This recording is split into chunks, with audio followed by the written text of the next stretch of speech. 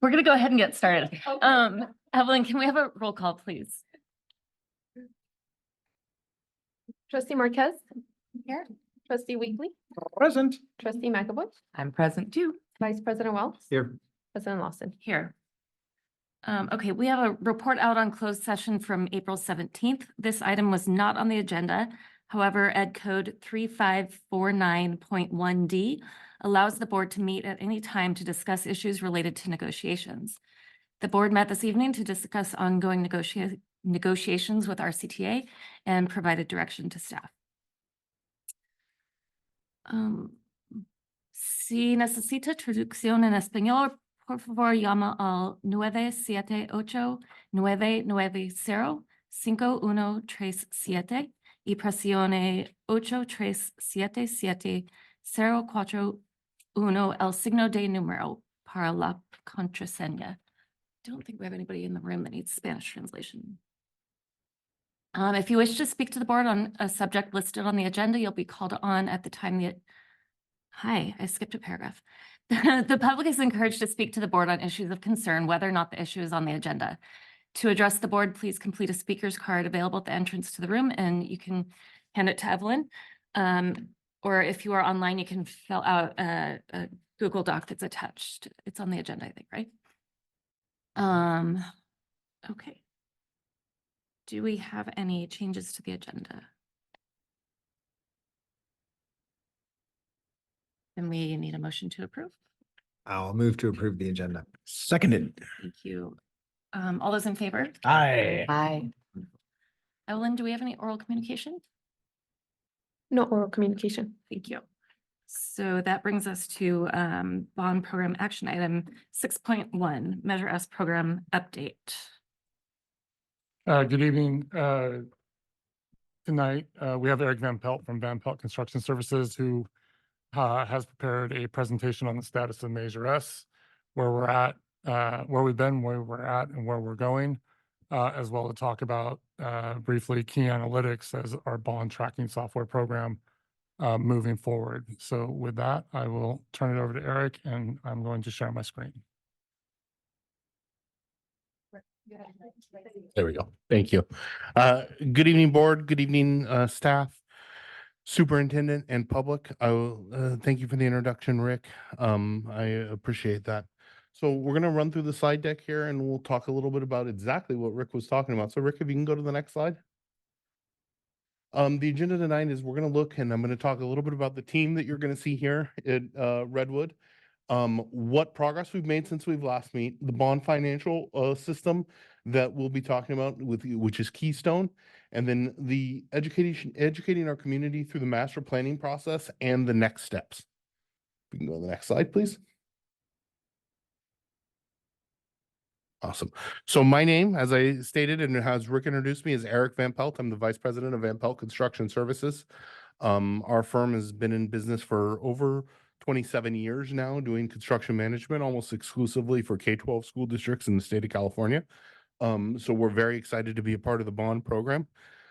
You will see Kelly Jurgensen, Jennifer Gibb, Ben Kerr, and Angie as the key members of the team. As we get more construction projects going, the team will ebb and flow and increase with staff. So those are the folks from our team that you will see on a regular basis. Rick, if you can go to the next slide.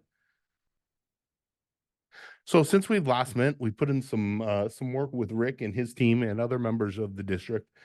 We had our kickoff meeting for the bond where we discussed procedures, processes, and plans for how we're going to kick the bond off and get projects moving. We're having bi-weekly meetings where we're reviewing with the team, mainly Martin and Rick at this point, and discussing all of these items as well. Additionally, we reviewed the financial system, which we'll be presenting tonight as well. And we talked about quick start projects. We are currently walking all the sites in your district, looking at energy efficiency projects related to lighting with Martin and his team as potentially one of the quick start projects. We've also issued an RFP. We received over 23 responses to that RFP from architectural firms around the state. And we've narrowed that down, and at the next board meeting, you will see the pool for those architects coming in front of you for approval. We also have had a procedures workshop with Rick and his team, where we've talked about different bond procedures to make sure that we stay on track and make sure that we stay in line with current laws and regulations related to the bond program and Prop 39. And then we've done campus site reviews with Martin and his team, where we've reviewed the good work that's been done with Measure T already and what the status of the current campuses are. And then we've also had the pleasure of attending our first Citizens Bond Oversight Committee meeting, where we met with the committee there and discussed processes going forward for Measure S, and spoke with all the staff that attend that meeting as well. Next slide. So I'm going to talk a little bit about the financial system and process, which is part of this item as well.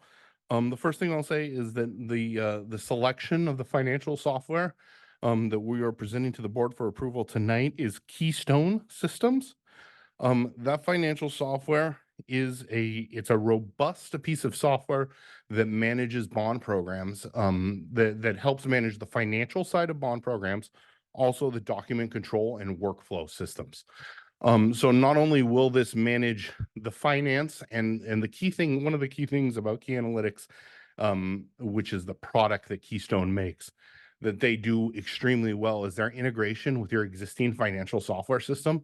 So your financial software system, Financial 2000 right now, it does not necessarily provide all the information that you need in a construction or a bond program environment. So what this system does is it integrates that with that, and it pulls the information from that and translates it into this multi-year bond program, and allows us to see that, track, provide different reporting mechanisms.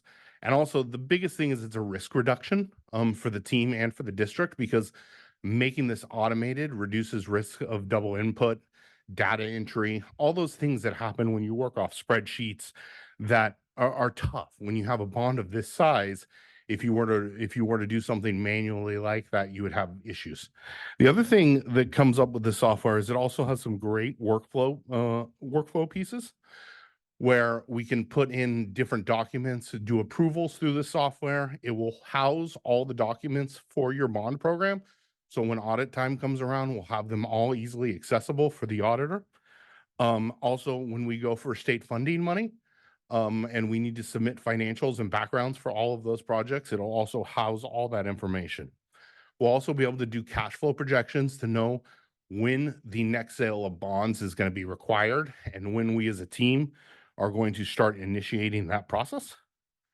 Those were the key factors in the selection of Keystone.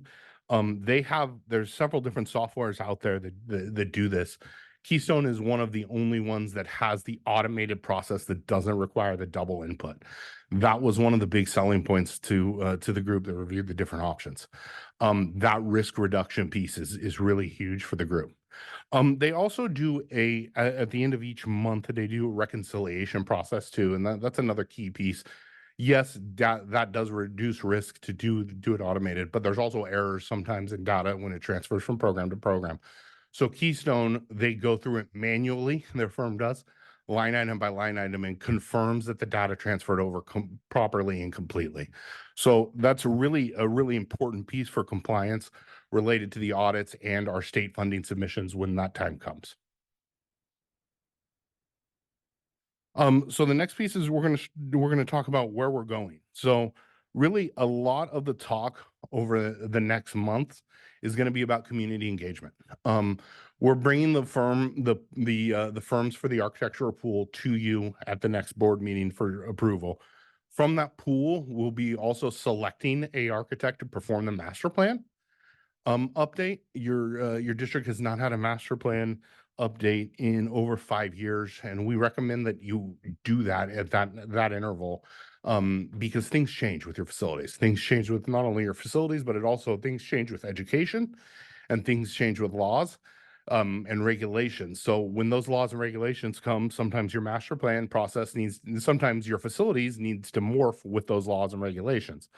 Sometimes the changes in your facilities require different facilities projects. So part of that, this is going to be a huge effort over the coming months to get out, engage the community, engage the staff, make sure that everybody's voice is heard, so we can develop a facilities master plan that is helpful to the district in executing their educational process. That's what we're looking at. You go to the next slide, Rick. These are some of the examples of what we've done at other districts, and you can see engagement with staff there. You can see updated websites talking about the projects that we're performing at other districts. You can see the group meetings that we're holding where we're doing presentations on it. And that is actually a master planning process where we engaged community, public, staff, students even, to get input from all of those staff members. And what we really like to do here is we like to let data drive the decisions. We can go out and we can get this information from staff. We can go get it from administrators. We can go get it from anybody in the community. And then we'll have data to help provide decision-making processes for the facilities committee and the board. And also you will see some consistent messaging and some active outreach. So what that means is we want to stay on task as a team and make sure that messaging for the master plan is consistent throughout the entire district. One of the things that always causes problems is school X, school Y, they hear different things in their meeting. Then we've created some kind of panic and some difference of opinions. We want to make sure everybody's hearing the same thing. And that's why in that previous slide, when you saw all those different communication tools that we're going to use, we're going to blitz people with communication. We're going to let people know what we're doing, where we're at all times, be available to talk through this process with our architectural partners. Next slide, Rick. Again, these are just some examples of the community engagement. You'll see, even when we get into the construction process, we'll also be engaging with the community. You'll see in the bottom left and in the upper right, those are some examples of some implementation plans. And what an implementation plan is, undoubtedly, when we do the master plan, there will be more needs in the district than there will be money available in the bond. That every school district in the state of California has that problem. But we will then take the master plan and develop what's called an implementation plan. And we will use the implementation plan to prioritize the projects in the master plan to the funding that is available with the bond measure. Go to the next slide, Rick. Thank you. So next steps, like I said, tonight, we're asking for approval of the financial system for the bond program. And there's also, without diving too deep into an agenda item that you guys have had in front of you, but there were some pretty significant discounts of about $40,000 that we were able to work with the team and negotiate throughout the life of this software package. So we were asking for approval of that tonight, and that will allow us to start the foundation for the financial record keeping for the bond program. At the May 8th board meeting, we will bring forward the pool of architects, and we will also bring forward the proposal for the master plan for the architects to perform the master plan alongside with our team. We're also working with the Citizens Bond Oversight Committee. One of the items that they asked us in the first meeting that we attended was to bring some best practices from other districts that we work in forward to the team. So we will be doing that. And then we're going to do some summer, we've got the summer that's going to come up. It's going to be big. So we'll be doing master planning all through the summer and then engaging the community that way and before the summer, because we'll get a little bit in prior to the summer ending.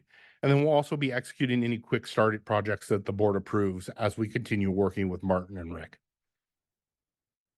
Next slide. So with that, I know I gave a lot of questions in a short amount of time, but I was trying to be concise for you. And if you have any questions, please feel free.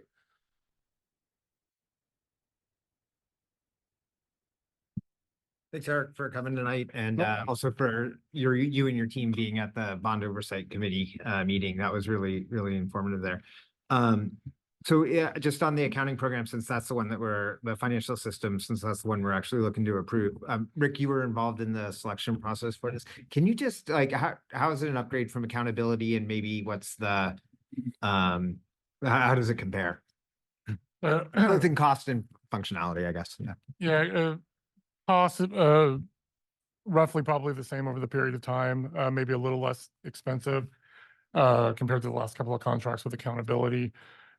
Really, and Eric touched on it, there's a lot of double entry between accountability and then our own system, where our financial system now will continue to be the authority funneling data into key analytics for slicing and dicing and being able to provide accurate information for what we'll need on the district and bond program side, as well as what goes to the CBOC and to the Board of Trustees.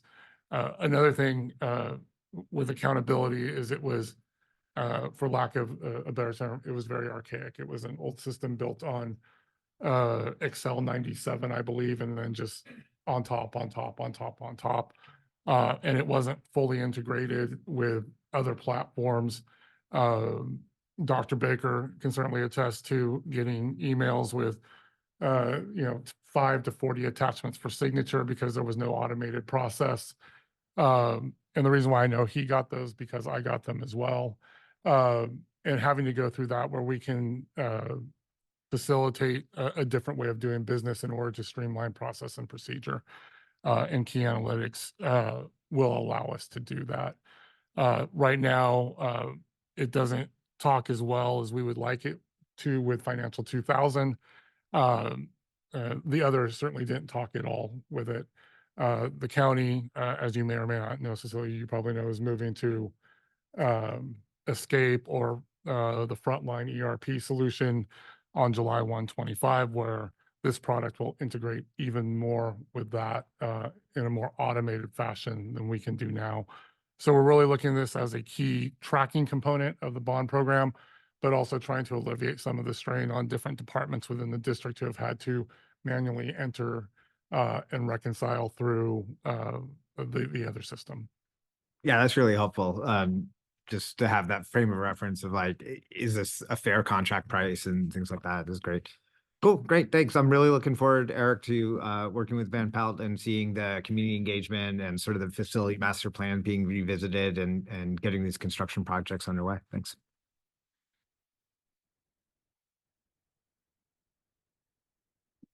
Hello, Eric. Thank you for being here. Hey, Don. Yeah, thanks for the additional information on key analytics. And I would say also, I mean, you sort of said this, but it's worth saying again. It sounds like there'll be a lot of cost savings just from our staff, right? And then they can be using that time on higher priority items. So that's awesome because, looking for those wins. I did have a question. Eric, have you used the key analytics or you were calling it Keystone and you're calling it key and it's key analytics? Yeah. Okay. The name but I'm changed, the just company curious, versus have you the actually software. used the system? Yes, ma'am. We're Okay. using it and I believe we're in 28 districts right now, and I believe we're using it in 9 of our 28 Okay, districts. great. So we and members of the actual team that are working at Redwood do have experience with the software, and it's one of the top ones that we like to use and around for exactly the reasons that Rick and I said. Great, thank you. And then my other kind of comments are around the facility master plan. It sounds like a great process. It's kind of similar to what we did. I was trying to remember what year that was. Was it 2013, 2014? Because we did a very big Yeah. facility, but it even sounds like you have more community involvement, which is great. I really feel like particularly the neighbors around our school sites, they have a lot to say about what's going on there. So I think it is important to get the community input, not just the parents and students and staff, which is also really important. So that's great. Anyway, I really liked the way you talked about it, and I agree. I think it's time to fully update it because we kind of did a minor update 5 years ago. We certainly did, a look at it prior to going forward with the bond, but it's time to sort of do more details, particularly with all the new, everything going on. So Absolutely. so that'll be money well spent, I think, and time well spent. I did have a question just about, do you have a completion time frame? You have a start time frame, I think, in the summer or working through the summer, but So when we come to you with the proposal from the architect, it's one of the things we okay. work hand in hand with the architect in. Okay. So I hesitate to give you an exact date right here until we've been able to work with them and chat with them and put together a schedule. But we will definitely bring that with the item that we bring for their selection at the next Okay. board item, Okay. board meeting, excuse me. Great. And then my only other comment is on quick start projects. I'm curious if, a couple of our schools got some outdoor classrooms right towards the end because we had the reserve money. And then, of course, some of our schools got the bigger, nice outdoor amphitheaters and other things through the last bond measure. So I only bring that up if there's opportunities for some of these smaller outdoor classrooms that may be good, right, for quick starts, because the big issue, of course, is the California DSA. DSA. Yeah, DSA. And so, anything that's physical, that's just going to take a longer time. We know that. So, because you have to get all these approvals. So anyway, I just bring that up. I don't know if there's some things like, whether it's the foundation for the gardens or the outdoor classrooms or things like that. Okay, we'll take a look at those. Thank you, ma'am. Yeah, sure. A little bit of a random question, but I noticed that the contract is with C Financial Investment Incorporated, which is DBA Key Analytics, and I could find precious little online about C Financial Investment Incorporated. Could you tell me a little bit more about the entity that's behind Key Analytics? I cannot. I mean, I can tell you that I've worked with Key Analytics and Keystone, the product, for a while. But the C Financial Corp, I did know that that was their name, Okay. but I do not know too much more about them. I could not give you any great information about them. Rick can. Yeah, I was going to say Rick probably can. Yeah, and just so I have worked with Key Analytics previously. Oh. Although some of the stuff that they have now was not available when I worked with them, especially the document management and the automation. So that's new that I'm eager to use with them. C Financial is California Financial Services that does a lot of bond consultation and municipal work. And they're based out of Northern California. It's part of the reason why I ask is just like, if I could imagine if we get like halfway through this program and then the vendor evaporates in a puff of smoke, like that could leave us in a very awkward position. Right. So do we have any like assurances? Are there escrow procedures? Like if they were to go under, that we have some way of going forward and just don't end up holding the bag? In terms of just the financial software? Yeah, that's right. No, I think California Financial Services, I think they've been around since the late 70s. Yeah. And certainly, knowing the company, I know them somewhat, not extensively. I don't think they leave us hanging if. They've been around. This is not like some random. Right, it's operation. not a random. Okay, great. Yeah. Great. I was just curious because I was looking at the corporate entity. I could find so little. Yeah. So appreciate that. Thank you. Celia, did you have any comments or questions? I don't have any questions, just a comment. Same as Mike and Alyssa mentioned, communication is a big thing. So I do really feel confident that you guys are starting with the right foot. So I really appreciate it. So looking forward to doing business with you. Thank you, ma'am.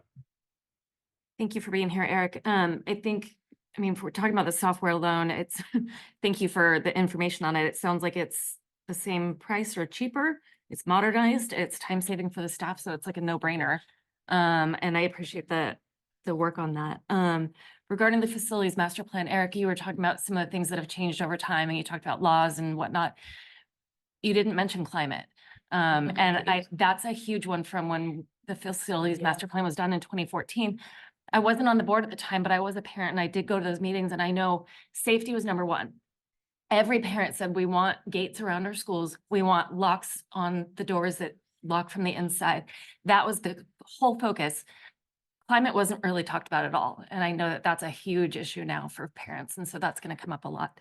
Absolutely, especially in this region, ma'am. There was this saying, warm, safe, and dry. That's the first thing that we want.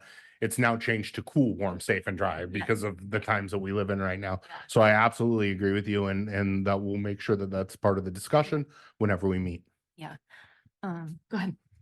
Just real quick on that. I don't know if you want to speak to it because I know it's something that parents and students and teachers, well, all our staff have gotten to us about cooling because, we are going to come up to the hotter time frame. And I think we had hoped to do some more quick start around that, but I think in talking to you, it may not happen as quickly as we want. So I don't know if you want to speak to that because I'm sure the public will be interested, particularly the people in the classrooms, because come May, we're going to be hearing from everybody. And we had hoped to maybe have done something by now, but I know it was more complicated than we thought. It definitely is, and you touched a little bit on it with the DSA portion. Yeah, Adding cooling to classrooms and to buildings throughout your district is gonna require DSA approval, and that is a process. So that is a process. that's kind of what prevents Okay. you from doing that really quickly and getting that out in front.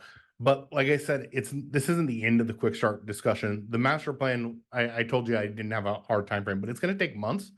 But as we discuss it, there's gonna be these ideas that cultivate their way to the top of the list. And it's just like, there's gonna be ideas like cooling that are gonna be like, that's definitely gonna be a part of this bond program. Let's start designing it. Let's start getting ready to Yeah. get into DSA and let's start moving it forward. So those type of ideas, they're definitely gonna cultivate to the top of that process. And I think it's gonna be, I think it'll be good, and we'll be able to roll it out as fast as possible to get that out. Okay, sorry, it was just No. on the same idea. That was all I had. So Okay, yeah, thank you for bringing that up. go ahead. Thank you, Eric.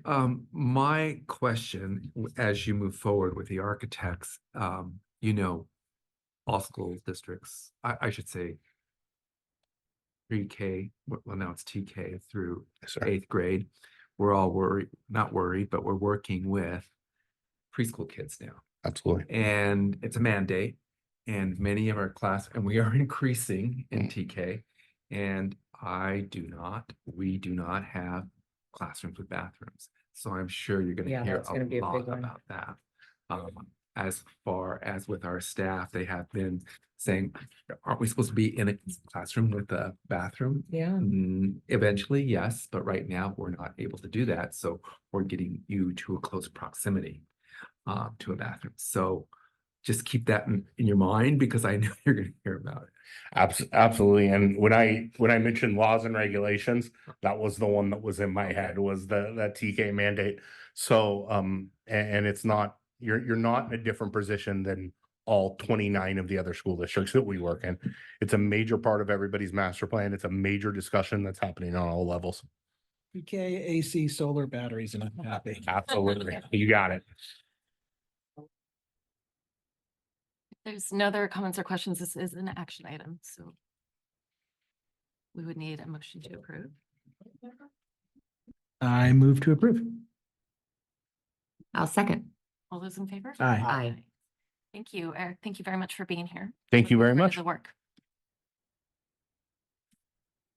Okay, on to item 7.1, special education study report presentation. Very good. Come on up, and Ms. Anjanette Pellitzer. We're fortunate to have Anjanette Pellitzer with us tonight. And, she used to be the director of SELPA for the San Mateo County of Education for many years. And then she left us for bigger and better things. And different things. Okay, different things. Microphone's off. If you can press the button on the right. Okay. And she is going to different thing. present us with a study that she did during the early fall, I would say, during the early fall. And so, Anjanette, thank you so much again for coming this evening, and also preparing the study and meeting with us after you had meetings with special ed, of course, with our cabinet, and us moving forward now with our next steps. So Thank you, Dr. Baker. I'm really happy to be here. I got an invitation to join as a panelist, and I was like, I'm going in person. Hope that's okay. So I'm glad to be here in person. It's an honor to be here with you today. Nice to see you all. Hello, trustees. Thank you for having me. Today, I'm here representing myself and my colleague, Lynette Hodson. We were here to do the special education study with your staff, as Dr. Baker noted. And we really, really enjoyed being here, not only because I had been to so many of your schools before the pandemic, but also because it is just lovely to see the great work continuing. And so many of the initiatives that you had started when I was here and was aware of what you're doing and how they're continuing and starting to show results. So thank you for the invitation and introduction. I am Anjanette Pelletier, and I'm working at School Services of California now. And we were invited to come to the district to do a special education study. First, Mr. Edson contacted us and talked with us about that. And then we quickly spoke with cabinet members and with your special education team about what were your goals and what were your areas of interest for that special education study. And like all LEAs, you all have been faced with the fiscal challenges of operating high quality special education programs, along with the people challenges of operating high quality special education programs. And for many of us, those are going hand in hand. It's been very challenging to find staff, to keep staff, and the costs of hiring staff outside of employees, contracted and service providers has become necessary across the state, and it's quite costly. So we were here to look with your team at where they're headed, where they want to be, and what might be some of the recommendations along that journey. In terms of the scope and methodology, we gathered more data than I think your district realized that they could generate about their program and costs and expenditures and activities and people. And then we also looked at statewide comparative data to a group of districts that were like yours. So basic aid districts with similar UPP, similar enrollment. So I'm sorry, I said UPP, similar unduplicated pupil population a percentage, and similar enrollment size, so that we could have comparable, closer to comparing apples to apples. And then we also engaged in both site visits and interviews with a broad variety of interest holders, from the staff on sites in the classrooms with your students to members of your SEPTAR. So your special education parent teacher group for the district. So we're really happy to have so much excellent input. We organize our report in these 5 areas, sort of looking at organization and effectiveness and how all aspects of the district leadership and culture lead into how your special education department leaders can support the program. And then we also look at revenues and expenditures, because that's usually one of the drivers for why we're here. And then we look at cost drivers for special education expenditure, because often here is where we find that our work is not just solely focused on special ed. Because of the systemic nature of our educational programs, that means we need to look at pre-referral, early intervention, your best teaching that's going on in your classrooms, implementation of the curriculum that you've selected, your multi-tiered system of support, and all the way through the variety of supports and resources that could be available to students as they exit special education. So we ended up not just looking at special ed, but also what happens before, how students are referred, and also what other resources are available on campuses. And then we look at opportunities for alignment as well, because we're all doing so much work. We no longer can be doing all those works in isolation. We need to really be having our LCAP drive, our LCAP and which is also your strategic plan, sort of drive all of the work and or monitoring that must occur for a district. And then we look at special education staffing as well. So for us, I'm just going to tilt this way a little bit because I've got my glasses on and this is like a weird angle. So for us, we really took a look at your LCAP and all of the different compliance monitoring that you have been participants in to see where those opportunities for alignment exist or where they're already in evidence. And we know that you have, these mission and core values language as a deeply embedded part of what your staff believe and what you as a board support. And what we really, really wanted to start with as an acknowledgement or kudos to the district is you really are farther along in many ways, in many components of those various aspects of ensuring equitable access to educational opportunities, in really a commitment to your multi-tiered systems of support. You have made efforts to make those commitments to social emotional learning and behavioral health within your systems for all students, which includes your students with disabilities. And it was really clear to us that everyone, even as everyone said, COVID has put us behind. There are some things we need to redo, some things we might need to re-engage with, or because of staff we've lost, we need to just have a re-ramp up with new staff. Even though we had all of those things, there still was evidence that your students are receiving high quality instruction and that there are lots of initiatives underway. In many ways, we were sort of worried that the special ed team might not have enough hands to keep all those balls in the air because there's a lot of things going on, and the amount of systemic focus and agreement that we focus on students first, we do what needs to be done. We are here to make sure that they get those supplemental supports and services was a constant theme. And one of the things that we heard over and over was, oh, we're so busy. There's so much to do. Like I'm having to prioritize and sometimes things get left behind, but we never heard anybody say we can't do this.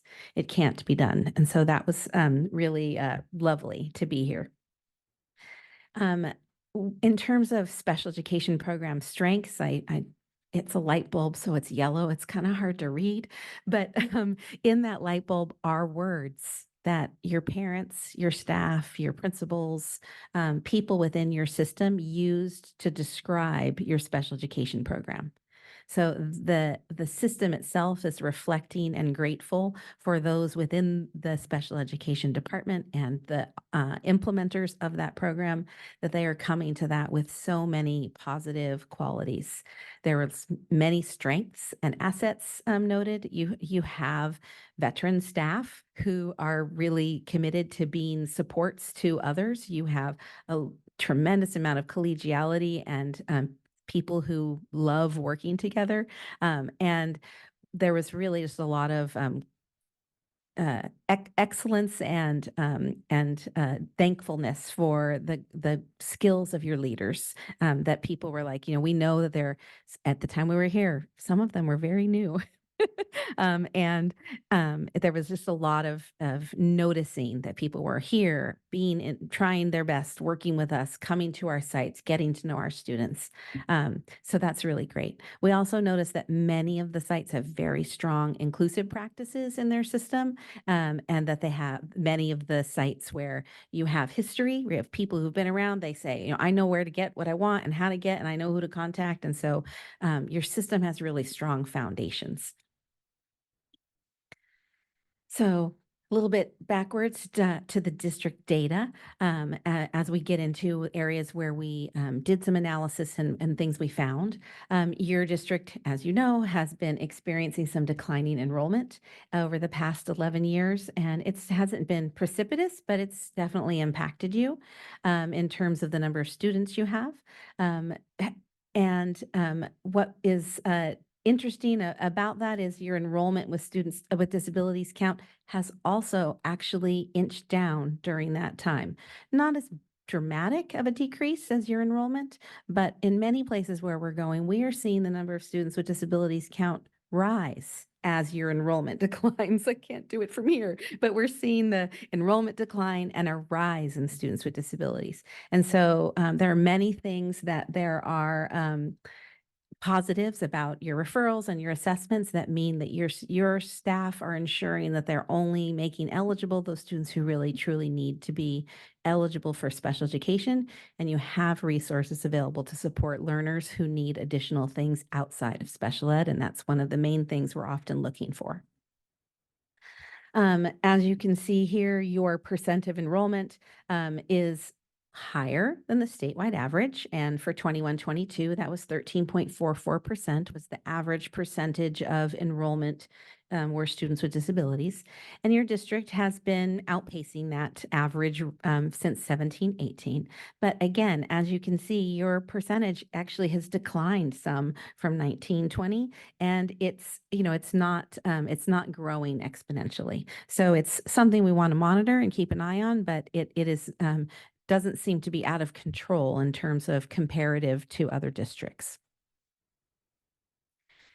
So here is I'm not going to read all these words, but we have on these presentations sort of the standard of what we're looking for when we're looking in each area of study and assessment. And so for organizational effectiveness, we're really looking for all those things that must be true so that the program can do their job and do their job well. And that is the curriculum and materials and supplies, and it's the staff members themselves and support at the site. It's also the support from the department and the program leaders, but it also includes the support they get from the other members of your departments, your HR department's partnership, your the business services, transportation, curriculum and instruction, ed services. All of those components must be available and within and everyone has to be kind of pointed in the same direction to really implement what we call a culture of inclusion. And so these are the things that we're really looking for.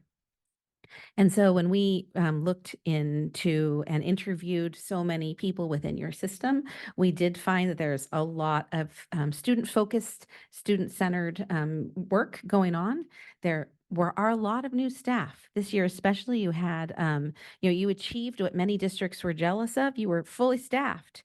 But many of them were new to the country or new to California, and so therefore had some learning to do about IEPs or the SACE system or your, requirements for educating. But in terms of, filling vacancies, you had many, many, many of your vacancies filled quite early. So those are both opportunities and challenges. I think way better than having tons of classrooms with 20-day subs. Right? We don't want substitutes. So you had consistent educators. So what we noted really was that with so many new people and you had new leadership, that people were saying, I'm not really sure where to get information about what I'm supposed to do. Policies and procedures were things that people said they wish they knew where to find them sooner and with more clarity. There also was, although there have been efforts to increase communication, many people when we were here were sort of like, I still haven't heard what I'm supposed to be doing. So people were clamoring for some of that communication that I know your special education team had put into place and had planned. Everyone at the time we were here, and I believe up until the time we wrote the report, everyone was saying that there was just so many behavioral health and social emotional needs, not just within special education, but within your system. And in special education, they were especially at a crisis level. So those were the things that people really were asking for. They noted that there was so much work being done to give them curriculum, to give them resources, to give them strategies, and that they really just needed time for implementation. So what we recommended was, you had a set of district policies that were in the process of being updated, and just really making sure that people know where to get them and that they're implemented consistently, especially around getting individualized behavioral support. At the time we were here, you were in a little bit of a crisis situation with new educators, students coming back to school, really consistent repetitive demand for new aides, but they were asking HR to generate people. We need more staff in the classroom. But it does seem that there needs to really be a really clear policy and practice around that. And then making sure that everyone has good training. We want everybody to be able to support the behavioral needs of students, not just an aide or a contractor. Again, in the area of revenue and expenditure, we really are sort of looking big picture about how LCFF has changed the landscape in education. The way the special education is being funded has shifted in the last 5 years. You are a basic aid district, so you have your level of funding, but you still receive special education funding based on your total funded ADA, your average daily attendance. And so those revenues have increased, but have not kept pace with costs. And so how do we make sure that you are being the most efficient, effective, and fiscally responsible and ensuring you have a sustainable program? And so when we looked at your revenue and expenditure, we see that you were the second highest in program revenue with your comparable group. So you can see here that we used some regional districts and some a little bit farther away. We also did all elementary districts in the state, just so that you could see there, that's the all elementary district line. And so overall, your revenue, which is that dark blue bar, was the second in the second highest in the comparable group. But then your contribution was also the second highest. And so that we believe is likely due to the fact that your contracted cost ended up being so high. If you had been able to function at the budgeted amount of staff and had employees instead of contractors, then your contribution would likely have been lower. Contractors are much more costly than employees. And your HR department, just like many others, was just not able to find some of those critical positions as employees, psychologists, speech specialists, behavior aides. And those are costs that increased your contribution.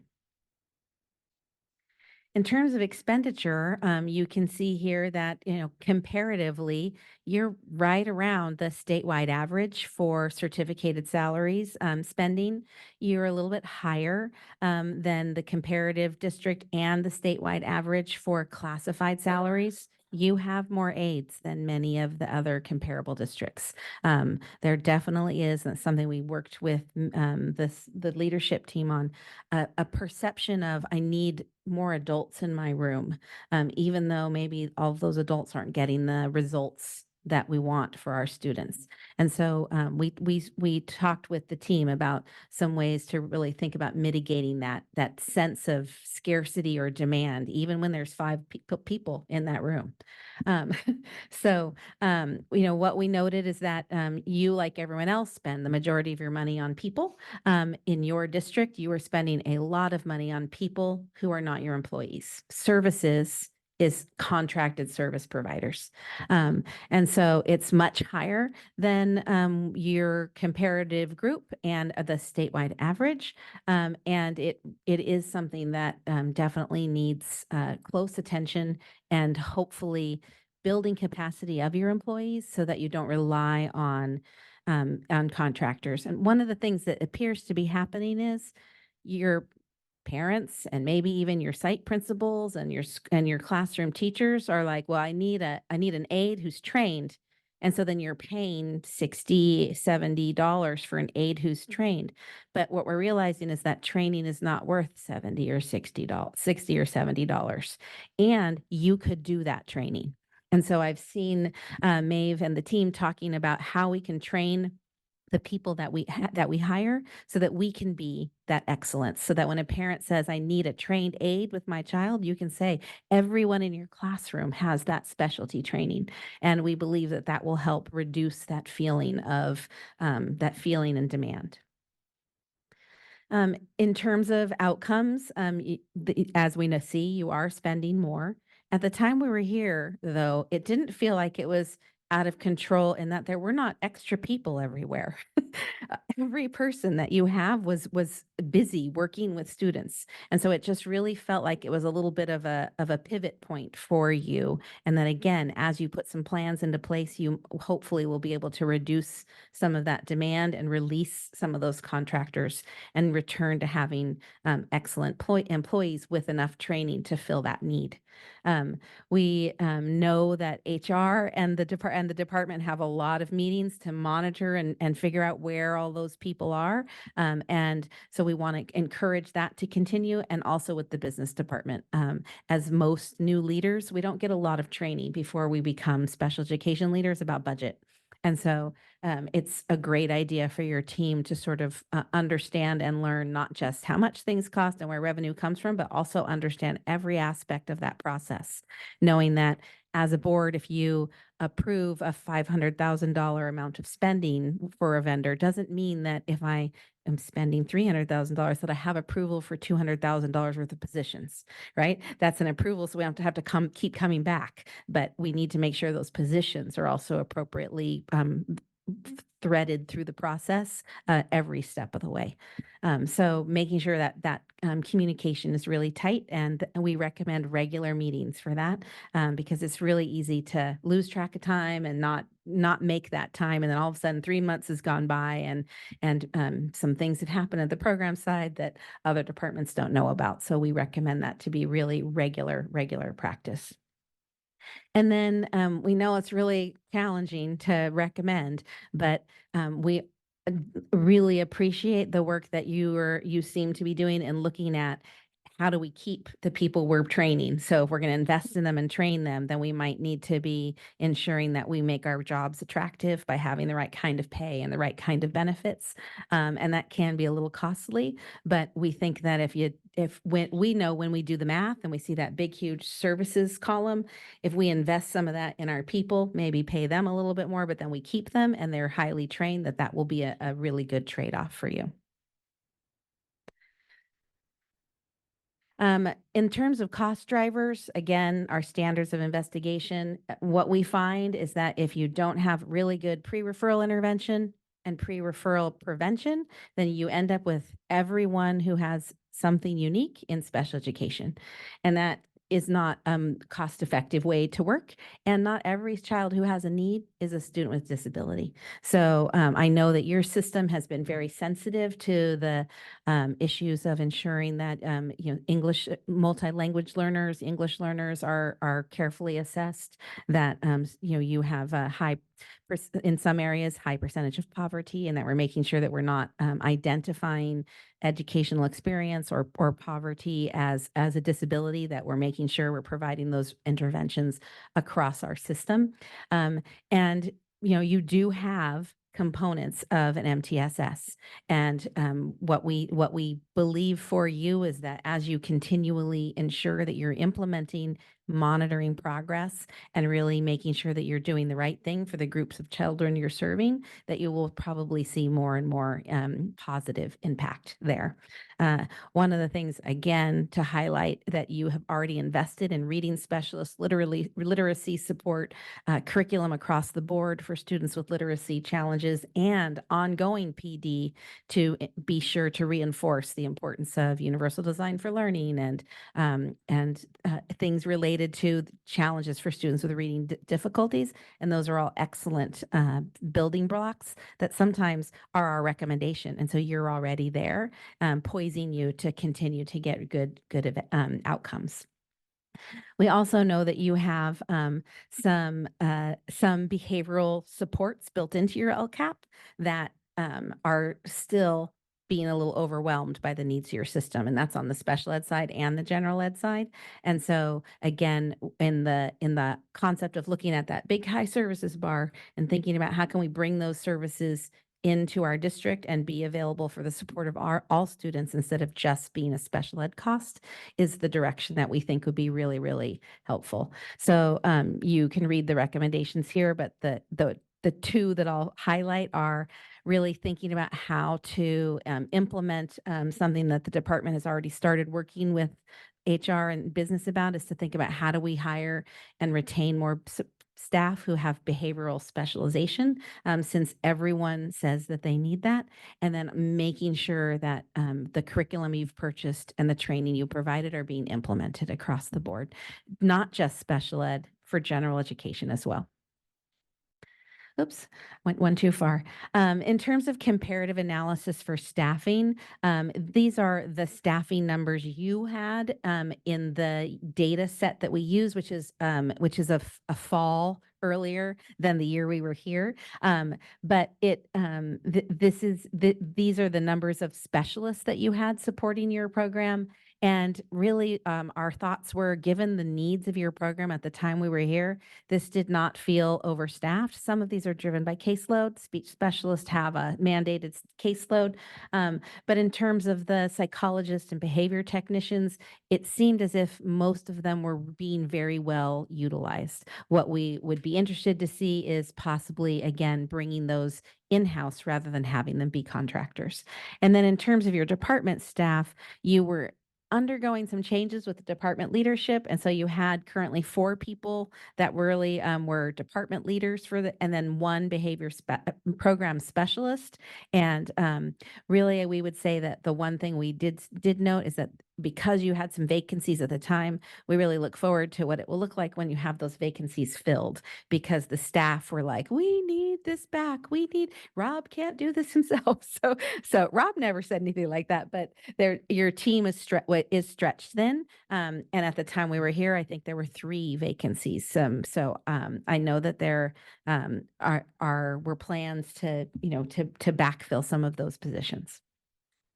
In terms of your teaching staff, when we looked at your FTE compared to the number of students with disabilities, and we looked at your class size averages, they were reasonable and within the average for the comparable group.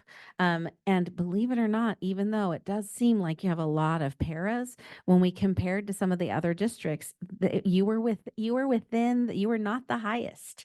And so, within the average range for those classroom instructional staff. Where you had many more was behavioral contractors. Again, that's something that your system has really been clamoring for. And so we definitely would continue to highlight that as a need for your system. And then the last thing I'll say about things we heard was that every single person we talked to said the onboarding process needs to be more coordinated, that they sometimes get some information from here, information from there, but there's no but then if I come on board two weeks later, my onboarding experience could be different. And if I'm a contractor, my onboarding experience could be a lot different. And if some consistency of staff who are going to be with your children, understanding here's our standard, here's where you get information, here's what we expect of you, here's what you should expect of us, to a site. Every site principal and every teacher we talked to who did get an extra aid, whether it was an employee or a contracted person, said, I would prefer to have them be an observer for a whole week to get some training, to work with the behaviorist specialist, to work with the psychologist, to maybe go see someone who's really good at their job before they just come here and get dropped in, which I know is not the message that they were reporting when they asked for those aids. But when we asked them to really reflect on that, the power of capacity and trained skills rose to the surface as something they would prioritize. I did look at about, I would say maybe 40 IEPs. I looked at a couple extra ones because I followed a couple of rabbit holes for how students got some of those instructional assistants. And so I didn't do all of the compliance items for every IEP I did. But what I did find was that the IEPs are largely looking really great.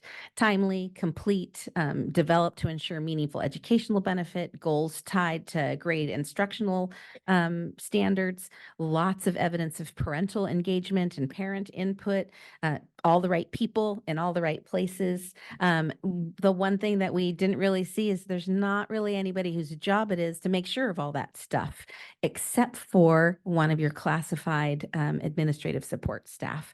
And so we would like to encourage the staff to sort of inch that closer to the IEP table. And instead of having it be the secretary who's checking for data entry and finalizing those documents, have the sites do it, give it a run through before they say it's finished. Have the psychologist check some things while they're at the table.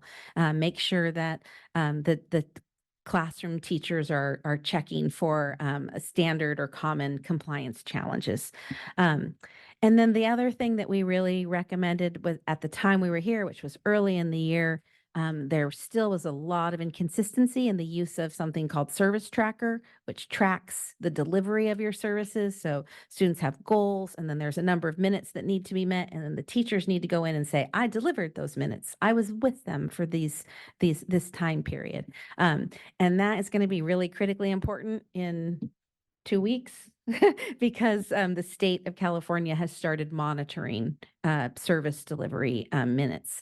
And so we did share these recommendations a little earlier so they could make sure that they were really talking to staff about the importance of that, because that monitoring window opens, I think it's May 1st. So really, you have a lot of strengths. There's a lot of things underway, a lot of things that show a lot of promise or that are really consistent with the kinds of recommendations we normally would make for a special education program. Those are all excellent, excellent things. And you also have a department that's still a little bit in transition and a department that's working with an MTSS that's still under growth and implementation. And so what we really hope for you is that as you move forward and have your implementation and improve communication and improve skills and capacity of staff, that all of the outcomes that you're hoping for, better programs, better communication, lower services costs, that all of those things will really come into being at the same time. So that's what we found. I'd be happy to answer any questions if you have any, and I'm also going to stay for the next report. That was great information. Thank you very much. I'll open it up for questions or comments.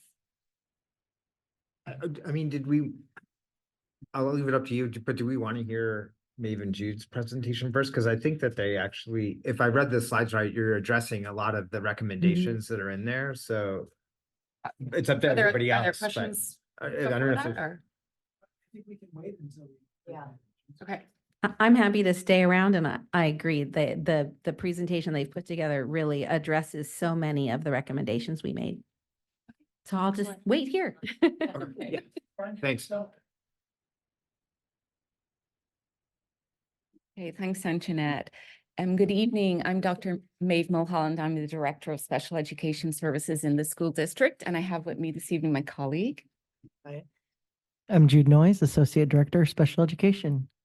So thank you for the opportunity to present to the board trustees this evening and to Superintendent Dr. Baker. We're really, really pleased to be here, and we feel it's a privilege and fairly unusual for a department to have an opportunity in the course of work to pause and take stock. We're incredibly grateful to Anjanette and the California School Services team for their work and for the specific recommendations that they've made. Our presentation today is focused on providing some proposed next steps based on the recommendations. Let's see. Oh, how do I get sorry, I'm waiting for the presentation. Yeah. I preempted the presentation.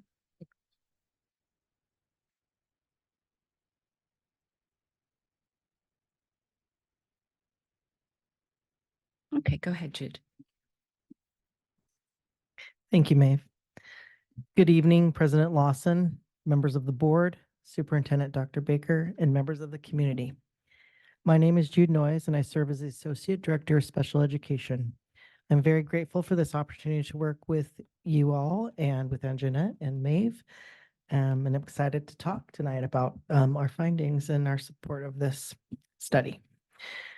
The study recommendation areas are vital for aligning to our mission and promoting continuous improvement.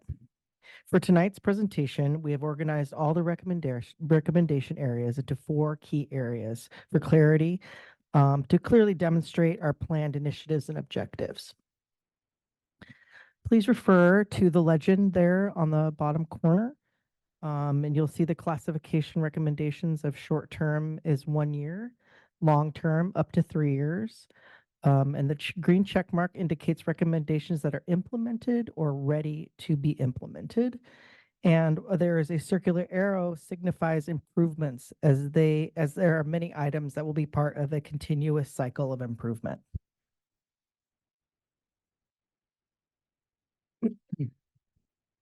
So this section of the study recommendation is a focus on policies and procedures. Here you can see our department has a special education manual that is active and continually updated. It serves as an internal document for the Arts Redwood City School District staff and administrators, for all our internal Redwood City employees. And the manual serves as a direct outcome of the recent study recommendation, and is fully operational, and we'll be happy to share it with you. In the area of behavioral support that was mentioned a few times in Anjanette's presentation, we are refining our practices and policies to better define eligibility criteria and create effective goals for students. This effort is aimed at supporting their journey toward independence and self-determination. Specifically, we have developed a fading goal, which means a strategy that's designed to decrease students' dependence on adults and to increase their self-determination, as that is a need for their growth and continued development as young people in our world. The final bullet point is in regards to the transportation plan. We have a developed comprehensive transportation plan that includes clear guidelines for eligibility and detailed policies and procedures for this service. We plan to have this completed for your review on June 1st, 2024. In the next area, we have communication. We are committed to ongoing communication. That's something I think our department does really well. We're good communicators. And that updates the policies and procedures that are consistently conveyed and discussed among all staff members and administrators.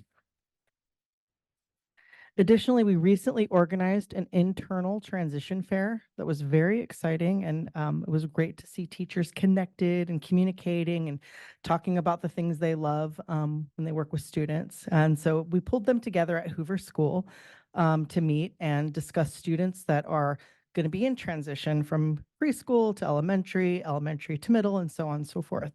And it really gave them an opportunity to talk to each other about the kids and get some really good information about preparing the transition for these students. It was super successful, and based on the feedback that after we met with them, they really appreciated that opportunity to have that time to work with each other.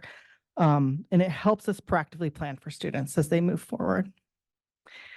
Additionally, we worked with our special education PTA.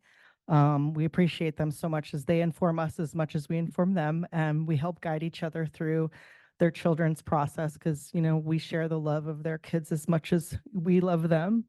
Some of our special ed teachers in Redwood City had the opportunity to provide a learning session for our families with a focus on the process of transitions from, like, again, preschool to elementary, elementary to middle, and middle to high school. Our teachers did an amazing job, presented slideshows, and were able to really discuss the transition process and get feedback from the parents around, you know, some of the things they didn't know and answer some of their questions. The partnership with SEPTAR has been crucial in refining and enhancing our transition strategies with their feedback, while also providing valuable insights and support to families who are navigating some of these very difficult transitions, especially from middle school to high school. It's a whole world of difference. We're not a high school district, so that's diving into a big unknown. So that's been really helpful. All right, so in this area of recommendation, we have a focus on IEP compliance, as well as formalized and collaborative budget planning. We are focused on strengthening our internal capacity to ensure consistent, regular monitoring for compliance. We recognize that IE compliance is an area of growth for us. So service tracking was mentioned earlier by Anjanette, and that's sort of my area of work, particularly in doing this. I conduct quarterly reviews aligning with the state requirements that measure our performance, and the state provides a list of students to us that they want to pull data from to ensure that we're providing the services that are in the IEP. So what I'm doing is I'm going through SACE, which is our database, looking at the deliverable services to make sure that students are getting the services inputted into the service tracker so that they're compliant and we're ensuring that they're getting the services. And so I monitor that, work with the teachers and help them, you know, get the time to do that work and answer their questions, because it is new for a lot of our teachers. In this area, as we pursue long-term planning and sustainable change in our department, Maeve and I engage in weekly meetings with the Human Resources Department, or weekly meeting with Wendy and Patricia. Our collaboration is geared toward enhancing and hiring and recruiting and training teachers or special education teachers. And a key focus is to transition away from contractors and to build capacity of Redwood City staff. It's a really important part. So I'm pleased to report a significant progress in this area, actually. Among the 12 school psychologists that we have, only one is a contractor. The rest are district employees, which is great. Additionally, in the 22-23 school year, we had 6 contracted teachers. And by the start of the 23-24, we had 5. And then as we approach 24-25, I am so excited to tell you that we are in a position to be fully filled by district employees, which is amazing. Our commitment to enhancing quality IEPs continues to be the central focus of our ongoing professional development, and Maeve will speak a little bit to this in a little bit. There you go, Maeve. Yeah. Thank you. Okay, so multi-tiered systems of support.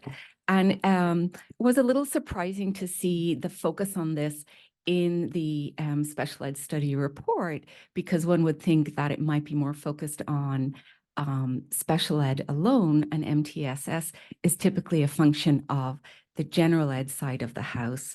However, it does relate to our work very, very greatly and reminds us that all of our students are general education students first, although some of them receive special education services. So building a robust MTSS system really supports success for all of our students. So that's one of the really strong connections between the MTSS work in the district and special education services. The second part is when we have a robust MTSS system, children get what they need in general education and are not needing to go to special education to get additional services. I want to emphasize that this doesn't imply a reduction in services. It really supports providing children what they need earlier and in a more efficient manner. So there's a very, very strong connection and tie between MTSS, general education, and special education. I'm really pleased to report that Jude and I and special ed leaders participate in all of the MTSS leadership work, including extensive training on UDL practices this year. I thank Assistant Superintendent Herrera. 2 other ways that we'd like to suggest where we can partnership more closely in this work and in this area and follow up on the recommendations are with regard to tracking and identifying how we can best serve our students across the tiers before they get referred. So we feel we're in a strong position to do a deep dive on data at each site. We propose to do this at the beginning of next school year, over the summer, probably in preparation for next school year, so that we can identify if there are any trends or areas for focus. So we're seeing the results, but what we're hoping to is we can get to I feel like I'm cutting in and out. Am I cutting in and out? No. Thank you, crystal clear.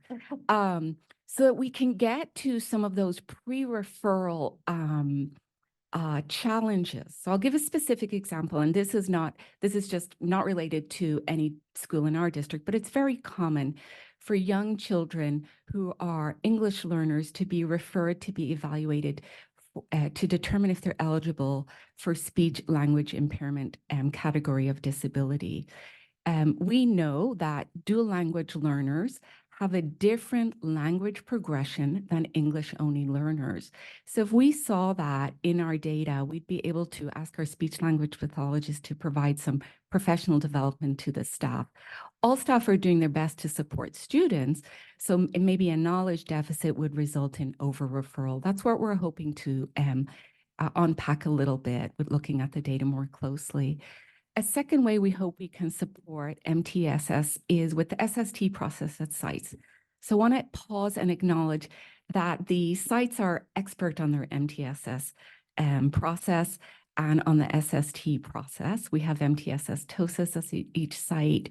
Michelle Griffith, in collaboration with Erica Ng from the county office, have done tremendous work in this area this year.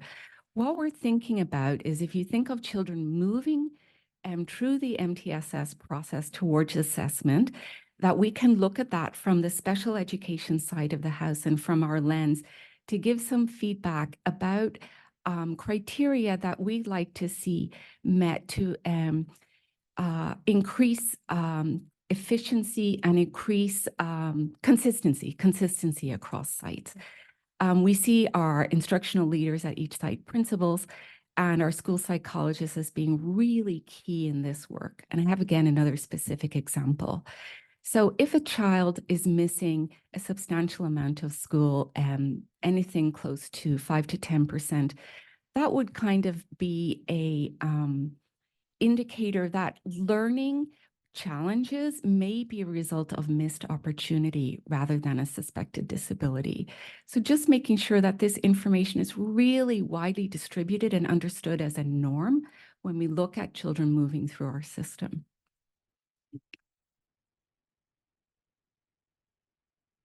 Okay, here's my very, very favorite effective instructional programs. So we know that the goal of special education services is to support students to make progress on IEP goals and to receive educational benefit. And this aligns with the goal of all of the work in the district. We want to support student success, social, emotionally, behaviorally, and academically across their educational career at Redwood City School District. So we have been working on 2 areas this year. Anjanette referred to this, and part of this has been really supported or pointed out by Wendy Kelly, our deputy superintendent, in terms of what are we doing to build a more robust onboarding system for our paraeducators. So we do have some stuff in place.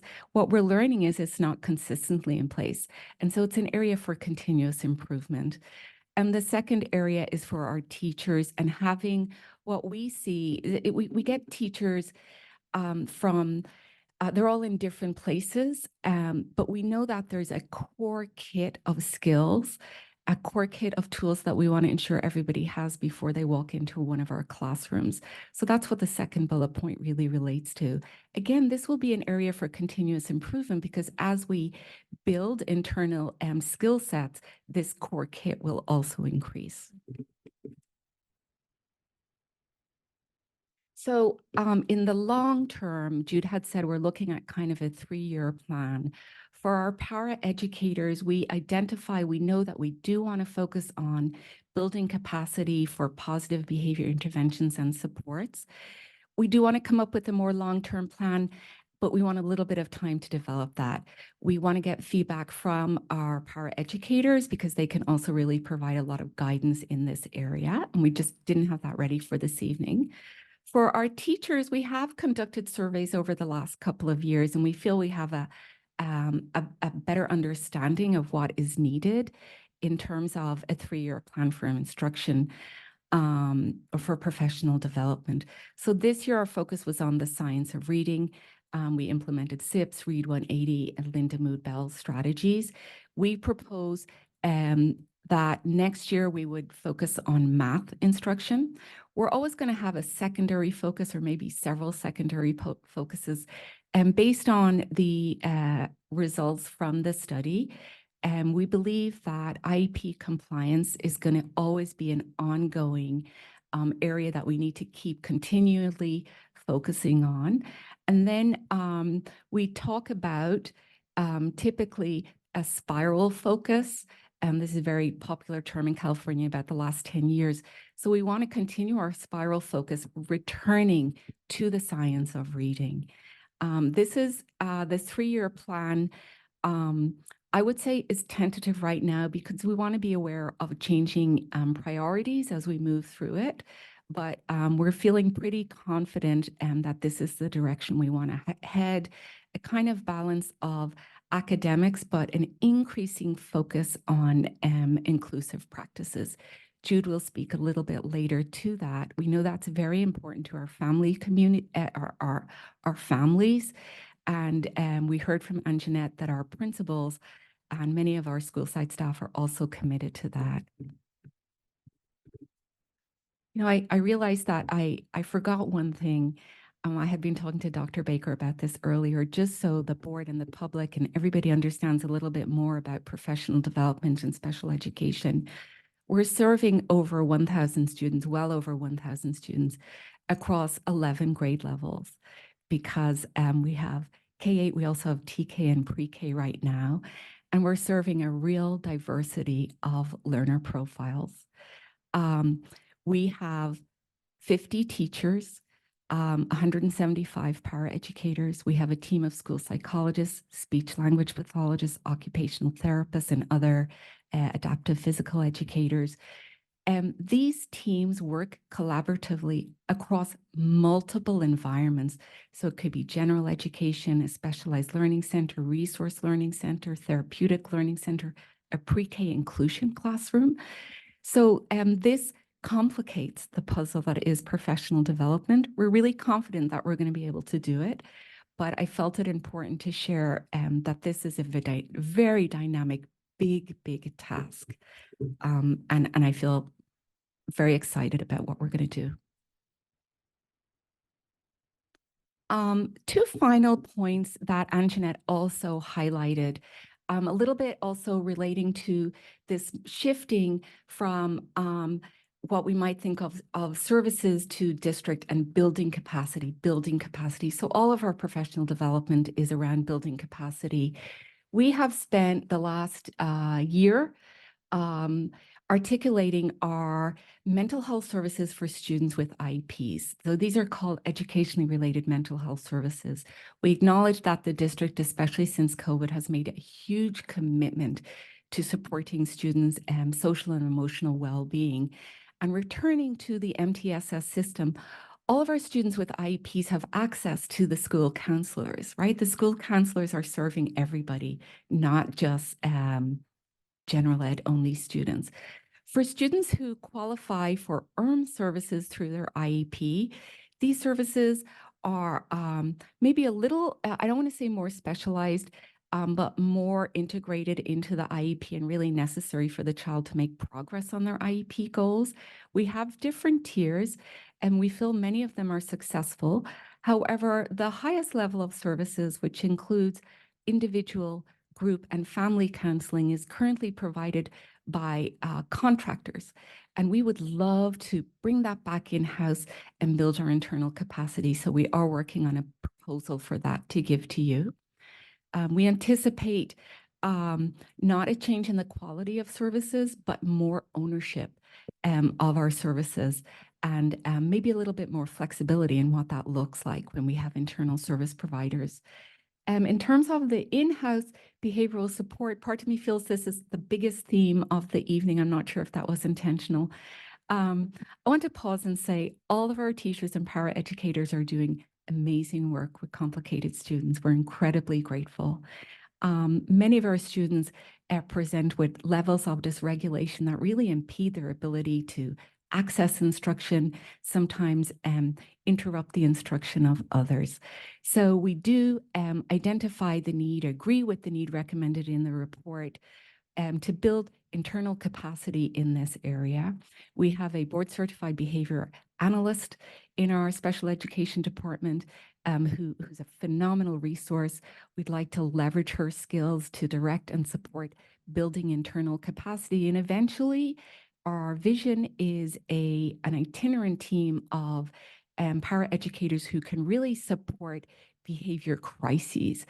I would note here that a primary role often of a paraeducator supporting a child with behavioral challenges is to implement a behavior intervention plan. So while you'll notice with our slideshow here, there's many overlapping themes.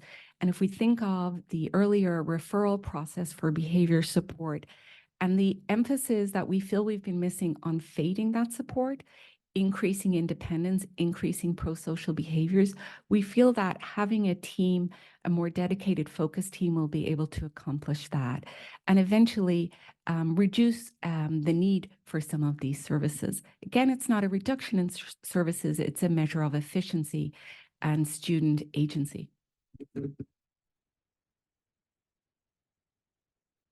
Okay, I think we're on to just about our last slide.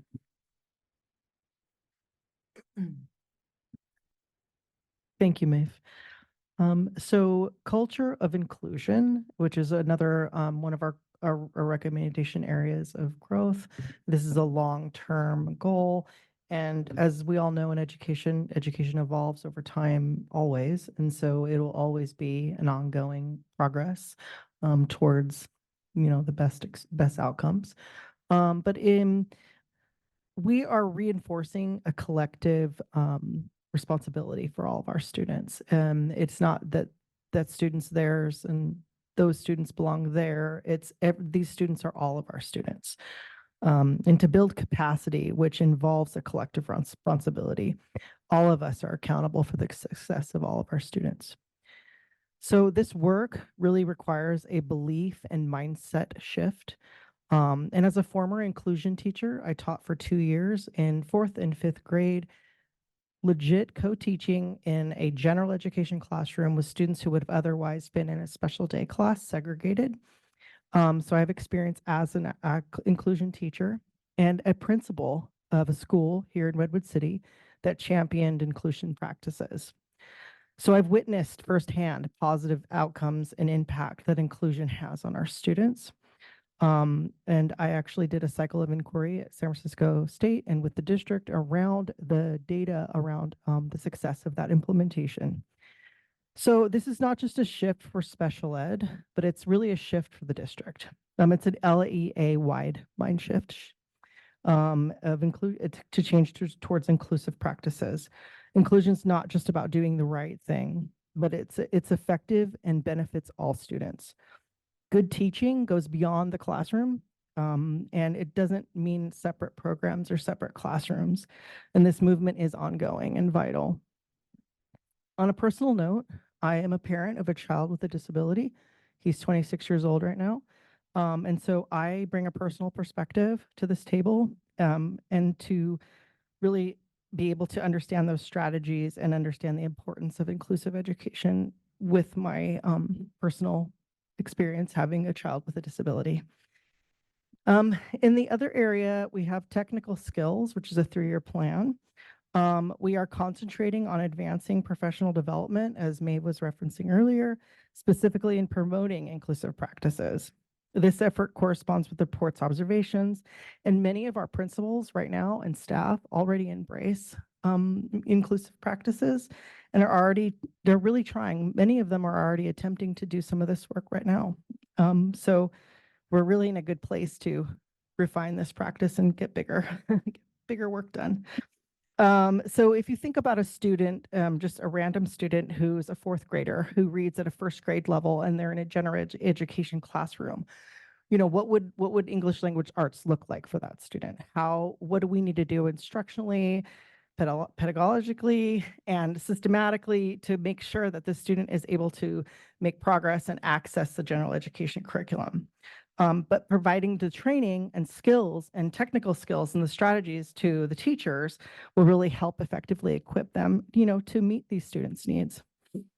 So again, we are committed to ensuring that our practices meet the required monitoring criteria. And by aligning our efforts across these various dimensions, we are dedicated to fostering an educational environment where every student thrives, and that directly aligns with the district's vision and mission.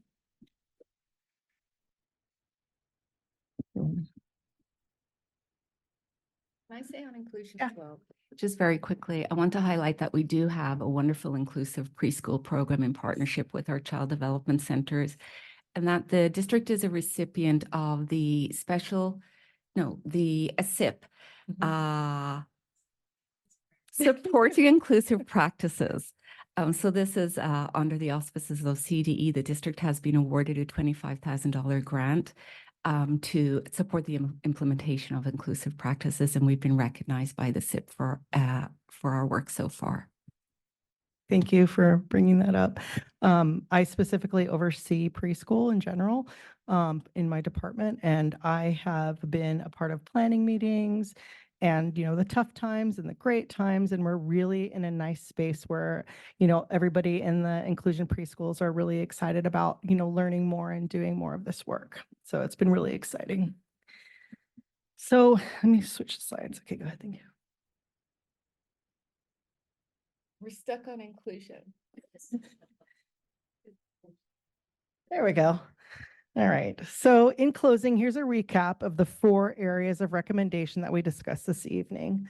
But most specifically, we want to sincerely thank our teachers, our students, our families, our administrators, our community, and everybody that works with our students in any way. We want to thank you so much for supporting our work and collaboration, and sincerely appreciate, the work. I sincerely appreciate your support and the work, moving forward. So thank you so much. Appreciate it. Yeah. That it. Questions? Do you wanna come up, Angela? Yeah, our friend. That's very nice. Good job. Thank you, guys. I really don't have questions, more, an overall comment, of course. Just like the report said, I applaud you guys, the entire department, and obviously the entire district. I want to say, thank you to, the district for reaching out to doing this study, because obviously we are moving the needle, right? And so the entire, special ed department, from the leadership, support staff, teachers, and of course the paraprofessionals that work day in and day out with our students. We do see, even on the report, that we have hardworking and dedicated department staff. And so just like Maeve just said, she's very excited. Notice she didn't say other words. So I just want to say I'm just really honored to be part of the Redwood City School District, because again, I've said it many times, you guys wear so many hats and always so enthusiastic about moving forward and helping our students. So I really, really appreciate it. So those are my only comments.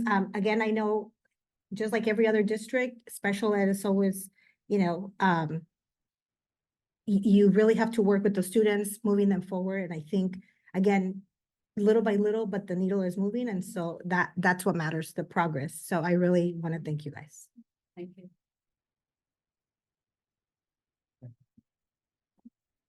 Thanks so much. Obviously, lots of work represented here, both by a third party coming in to go and take a look at it, effectively audit our program, and then a chance for the program to respond. And I think just even having this kind of level of dialogue is helpful for us to see like what's working, what's not working, how are we refining our plans, which I think is terrific. On the report, really appreciated having the comparable districts in particular. I made a note of what those comparable districts are. Like if a fair amount of research was done as to like, this is the bar to which we should be holding ourselves, the peloton in which we exist. There may be other areas than just special ed where we want to go and see like, how are we stacking up against these? In which ways are our practices different? So highlighting, for instance, that services was wildly different than our peers, really helpful to go and like focus the discussion. Look, what are we going to go and do there? And then to produce the action items that we're seeing coming out of the district. So just like, I really enjoyed that. Everyone knows I'm sort of the data-driven guy here. And just if that's a lens we can bring to other discussions that we're having of like, where are we off axis from some of these peer districts, the specific districts that were identified here, super interesting to look at. So thank you. I really appreciated that. Overall, I'm hearing we got a third-party review, very detailed audit. Audits are lots of fun, everyone knows, around the compliance of our program. It sounds like basically our program is compliant with lots and lots of hard work by all the people who are in the department, which is awesome. Modulo is spending way too much on contractors, but that's addressed and we're focusing on moving that towards employees. Awesome. But what I'm struggling with still after that is kind of what Jude said, the pull quote is all of us are accountable for the success of our students, right? And how are we measuring student success and having them thrive merely versus, I say merely, that's way too glib, having a program that's compliant. Now, I want to acknowledge the incredible amount of effort that it takes to have a program of this size be compliant. It's great that we have a compliant program. Is it a good program? Are we serving our students? None of the numbers that I saw here, maybe I missed them. I'm not wearing my proper glasses tonight, but I really had a benchmark for us to look at in terms of thriving academic attainment, graduation from special ed into general ed. And I really would love to see us take a look at that, to evaluate the success of our programs. And then what are some of the things that we're going to be trying to go and drive that up so that we know that these programs are doing a good job serving these students and that we're continuing to iterate on that to better serve these students? That's a lot of me talking, so I just love the response. I'm sure Maeve may have something to say as well, but I think what we hope to see is the outcome of these efforts in a measurable way. We haven't really done that deep dive yet, but I think Maeve had mentioned earlier that we plan to look at what those measurable outcomes are to determine if those students are making success and thriving. That's one area. So that'll be part of the June presentation, is like setting the yardstick for what success looks like. We could develop a baseline around those and then monitor as we go. I mean, I think it's helpful to have some metric to use to discuss our work and determine progress or not. And I think that it's important for us to do that work. The other is that our district does surveys of students. That's another measure to look at of how our students with disabilities may be feeling and sensing of their own identities as students and how that may be evolving and changing with more inclusive practices.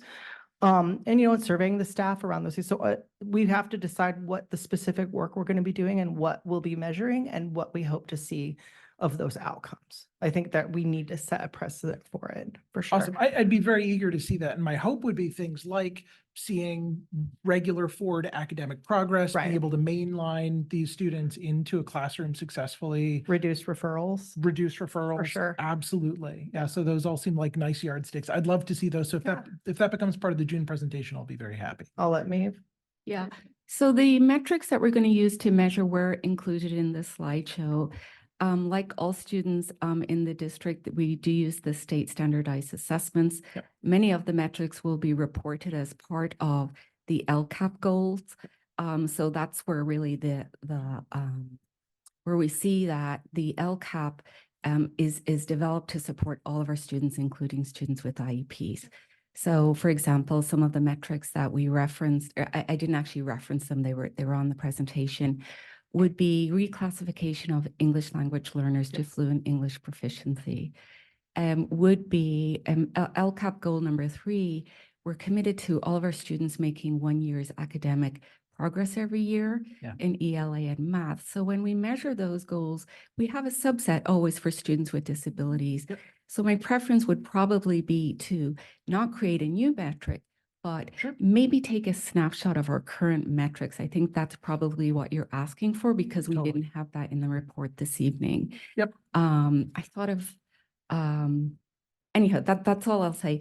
But we agree that we have to have a measurement besides, I know the other measurement will be the number of referrals to special education. Yeah. So that's a really, really big metric in terms of measuring a system's efficacy. Fantastic. Thank you. I noticed one of the themes also in the report featured the secular growth rate of SPED referrals. Now, obviously, this would be partially mitigated as the thesis here with better teacher education and the like, which is great. But it seems like there's more than that going on. So we can mitigate it somewhat, but we're seeing this sort of like overall rise, like across the state. It's not particular to our district. And part of our job is to take a long view. So like, what is the district becoming? How do we do a good job serving our students, not just this year, next year, Rick with the 3-year budget plans, but like 10 years, 20 years down the line. Do we see the face of special ed changing? Do we see these dotted line numbers continuing to the point where maybe we have 20% of our students in special ed? Like, what's driving this? Where do we think things are going? I'm going to ask Anjanette to comment on that. Okay, thanks. I get the easy question. So I would say that in the educational field, I think we're of two minds. We do, unfortunately, sort of, if you want to prognosticate and sort of look at trend lines, do see statewide the percentage of students with disabilities, students identified with disabilities as increasing. There are districts that I'm working with that are up to 25% right now. If we don't shift our practice in education, then we are going to keep getting more of what we've been getting. And right now what we're getting is an upward trend of parents, especially right now in this, I hate to say post-pandemic, but as we move through pandemic, existence, that so many of the children that we have right now that are needing service are needing service for things that may not necessarily be disability specific. So it does appear that many of the things that are in this report that your team has identified for addressing, things that are part of your LCAP for the service of all students, are the things that could, again, like I said, we're of two minds, could prevent that continuous stratospheric rise if we focus on science of reading and have better earlier literacy programming, focus on quality instruction, and, you know, if for all students using your curriculum with fidelity and monitoring implementation, using the data, you were talking about metrics and data. Every single one of the new programs your team has rolled out has a benchmarking and then progress monitoring component. It's a major part of MTSS. And where we see systems preventing that stratospheric rise, they are having systematic, consistent, continuous improvement conversations about what the data is telling them. And when the data is telling them that they're not doing the right thing, they change what they're doing.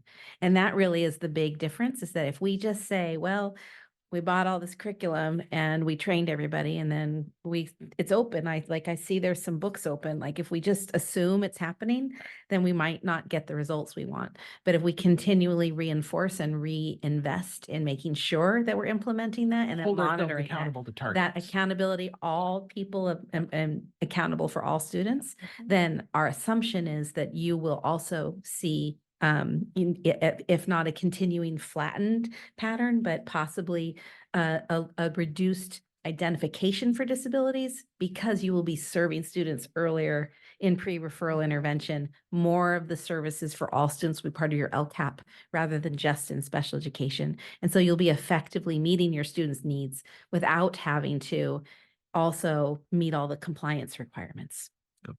Thank you.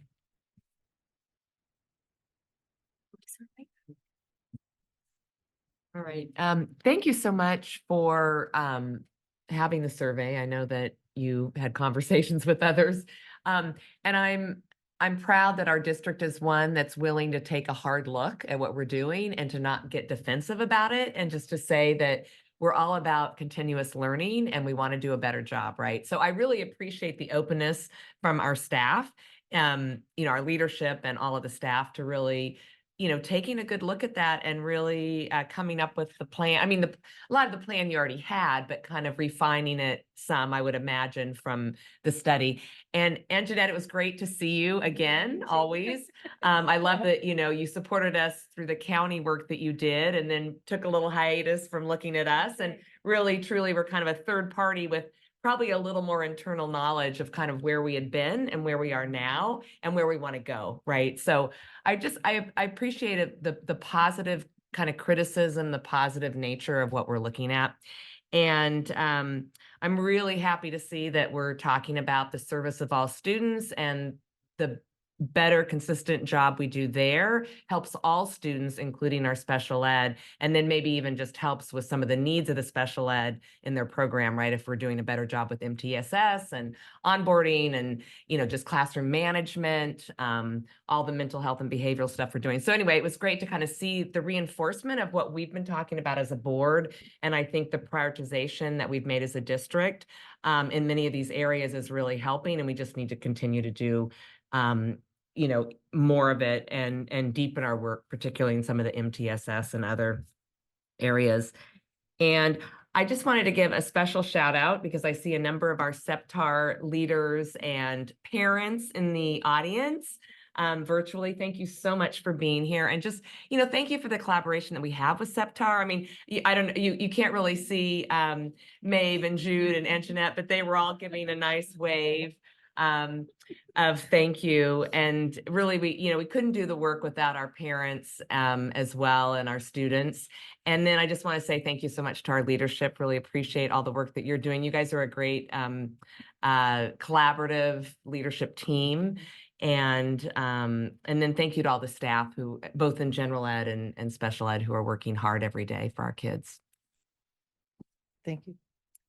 Yeah, thanks. I'm really glad that that this report was requested, this audit, and the look for it. It really demonstrates a commitment, as you said, to continuous learning. And I really appreciated the follow-up and the ownership of the recommendations that Jude and Maeve, that you presented here, both with these are the completed items or these are the dates by which we expect to have a plan in place.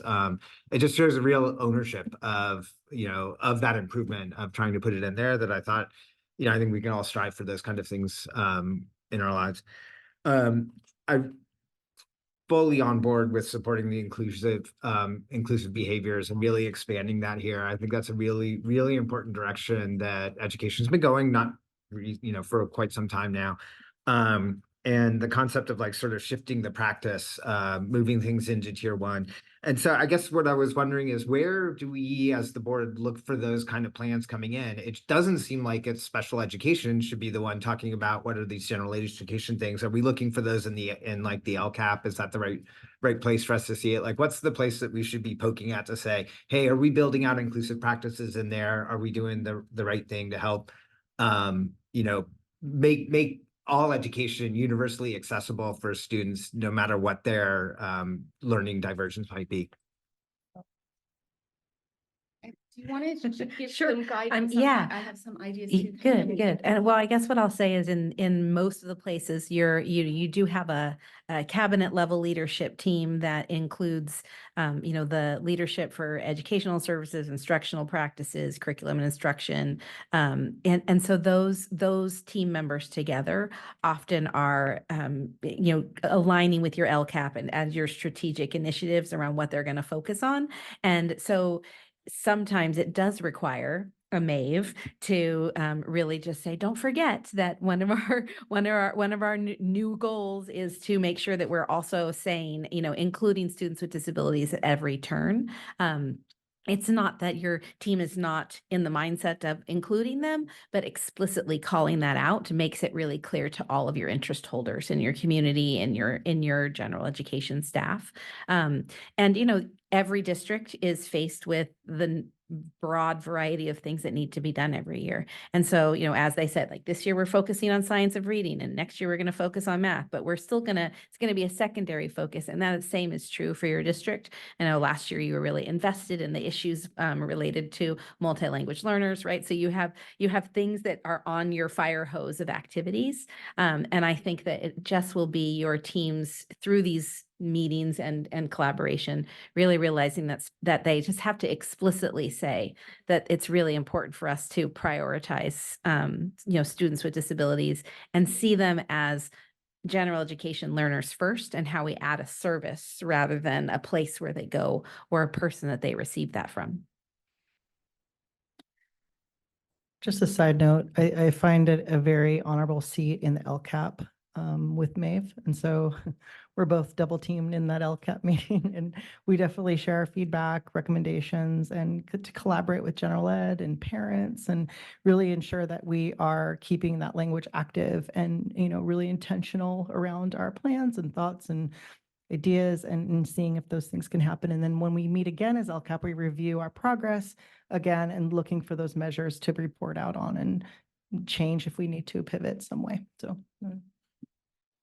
Thank you. I'll just say finally, nothing really happens in our department in isolation unlike other systems where I've worked. So for example, even when we meet with Anna constantly and we talk to her constantly about all our professional development, likewise human resources and increasing connections with fiscal services. So we have a pretty integrated team as compared to other systems I've worked in. And Dr. Baker is specifically, I feel, pays attention to our diverse learners and how they're doing, and checks in on a very personal level about how things are going. How can our organization support the work so that everybody can increase their efficacy and their success? So maybe as part of our LCAP work, we can take a closer look at the language, but certainly the systems are in place and a lot of the intentions are in place to respond to your question. And maybe we're just looking at some more explicit language. Got it. Thanks for the answer. Jude, you mentioned two things that I just wanted to get a little bit more details about. One was you mentioned the transition fair, and was that kids in Redwood City moving from one grade to the next? I'm asking this because at the SEPTAR meeting last night, one of the parents had asked, I think it was a parent, asked a question about how does knowledge about their child transition from one grade to the next?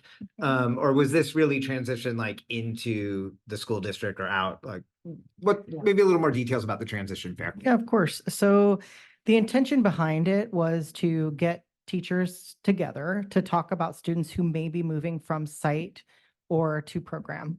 And, bringing that knowledge about those students just in preparation for a transition meeting. So after, teachers plan, and there's a lot of background work going on around transition. There's like 8 spreadsheets and tons of meetings. But in the end, what is happening is hopefully the teachers have had a chance to really talk about a student and their needs, what triggers them, what do they love, like what do they need to learn, getting those organic conversations going. And so then that teacher knows the student that they're getting. And then in the meeting, there's this opportunity to say, like, I learned that your student really loves butterflies. And so I really want to make sure that I highlight that in my classroom so they feel welcome. Like just small things like that really, I think, make a parent feel, safer and comfortable that they know that their student has already been discussed and like there's like this, they're coming and they're going to be your fun little kiddo in your class next year. And I think the teachers really love to get that feedback too from their current teacher. Like, what do they need? What worked? What didn't work? What have you tried? Like to really understand where the student has come from. And so the transition meeting is that important time where parents meet with all of the different groups from both sides and just discuss the student and set up a good plan for them starting. So it was just teachers and there were some service providers there as well, school psychologists, and they all met at tables and moved around and they loved it. They really appreciated the time in order to do that. A really important work. Hope that answers your question. Yeah, no, it sounds super Okay. valuable. Yeah, And that's like great. the students go through lots of transitions. I can imagine that being applicable in a bunch of different situations.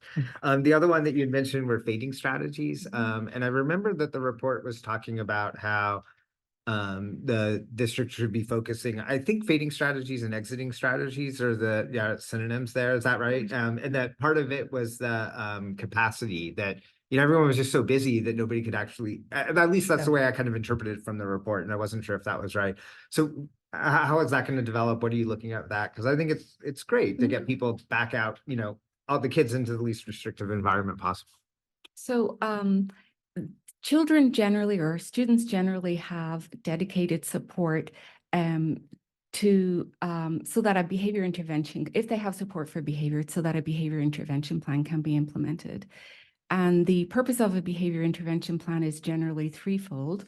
One is to reduce challenging behaviors, and the second is to increase replacement behaviors, pro-social behaviors, appropriate behaviors. And the third is to increase student independence and student agency around getting what they need, because the function of the behavior is going to be some level of communication. So we have we have our behavior plans in place. We have our referral processes to get additional support. What we need to focus more on is feeding the support.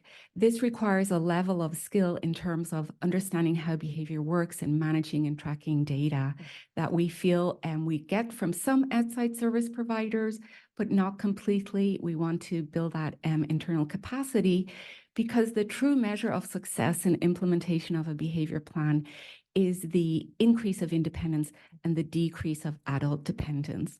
So that's really what we're looking at a micro level.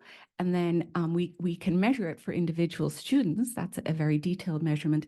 And then we can also measure it in terms of our staff, having a more flexible dynamic staffing model so that services are there when they're needed and then they're faded when they're not needed. I just want to say just a personal note. I had a student that was so dependent on an adult that they wouldn't pick up their own pencil. And that's just a legitimately true story. And that concerned me to no end. That's so unfair to that child to not be given the opportunities to take risks, to, extend who they are out in the world as their own, as their own person. And so that sticks with me forever, is ensuring that students really want to be independent and they have self-determination about what they want to know and what they want to do when they grow up, and they want to be a learner. It's so important in their development. So yeah, thanks for sharing that. That makes it really much more concrete. I really appreciate that. And the last thing, and Maeve, I know you just talked about this, but I'm just gonna ask for clarity again. In the report, it talked about the multi-language learners, and maybe that many districts suffer from, many districts over-identify or over-refer, and that Redwood City School District was also doing the same sort of thing. I think you said that, that's being looked at and sort of a plan is being put in place. I wasn't sure, what's kind of the state of that in the action item? Because I didn't really get that out of the report, what was happening there. Yeah, I used that as an example for how we can use data to change practice and pre-referral practice. So I can't speak to specifics across a site or a grade level, but that's our intention that over the summer, we'll do the deep data dive. We'll meet with principals and site leadership teams to discuss patterns that we see so that we can make sure we're giving sites what they need to kind of understand where children are so that we can reduce our referrals and increase our efficiency in general education. And here's where my historical knowledge is going to come into play.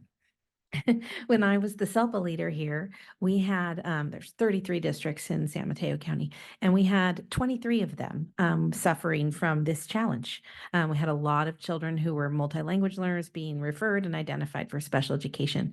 And so we undertook a 2-year training cycle for every single speech pathologist in the county to both increase their own knowledge about language acquisition and differentiating language difference from a disability, really high quality assessment practices, also consultation and supporting the general educators to make sure that those students can use their language skills. And this county has a very robust English language development cohort at the county office that works with your local people as well. And after that training series, across our entire county, the number of English language learners who were over-identified dropped dramatically. And so I'm still close with the SELPA leader, the numbers inching up again. And so they've been talking about re-engaging with that because what's different, so many people who have now joined us who did not get that training, so many teachers who were not part of the consultation. So it is the kind of data where you can see a challenge, identify a solution, implement it, and then monitor it and actually see a difference. And I believe that you'll see that impact again with many of your other programs as well. It's just you're so early in the implementation cycle that the impact data is still brewing. Great, thanks. That's great to hear the past experience and looking forward to seeing that kind of repeated. Really appreciate the report. I'm really grateful that this was done and the engagement with it and staying here late answering our questions. I super appreciate it. I live in Fremont. It's not that far. I thank you very much, everyone, for both of your presentations. I really appreciate the way you presented together, both the audit and then this is what we're going to do moving forward. And Dr. Baker, thank you for supporting the survey, the audit. I think that's really important to do. I know Elisa already mentioned this, but I just want to acknowledge there's a lot of special ed staff and parents that are attending via Zoom. So thank you for being here and the support from SEPTAR as well. Basically, everything I took notes on and had questions on has already been talked about. So I'm going to just kind of briefly run through all this. I did have one question on the special education manual. I know you said it, but I missed what the answer was. That's available just for special ed, or does that go to general ed staff as well?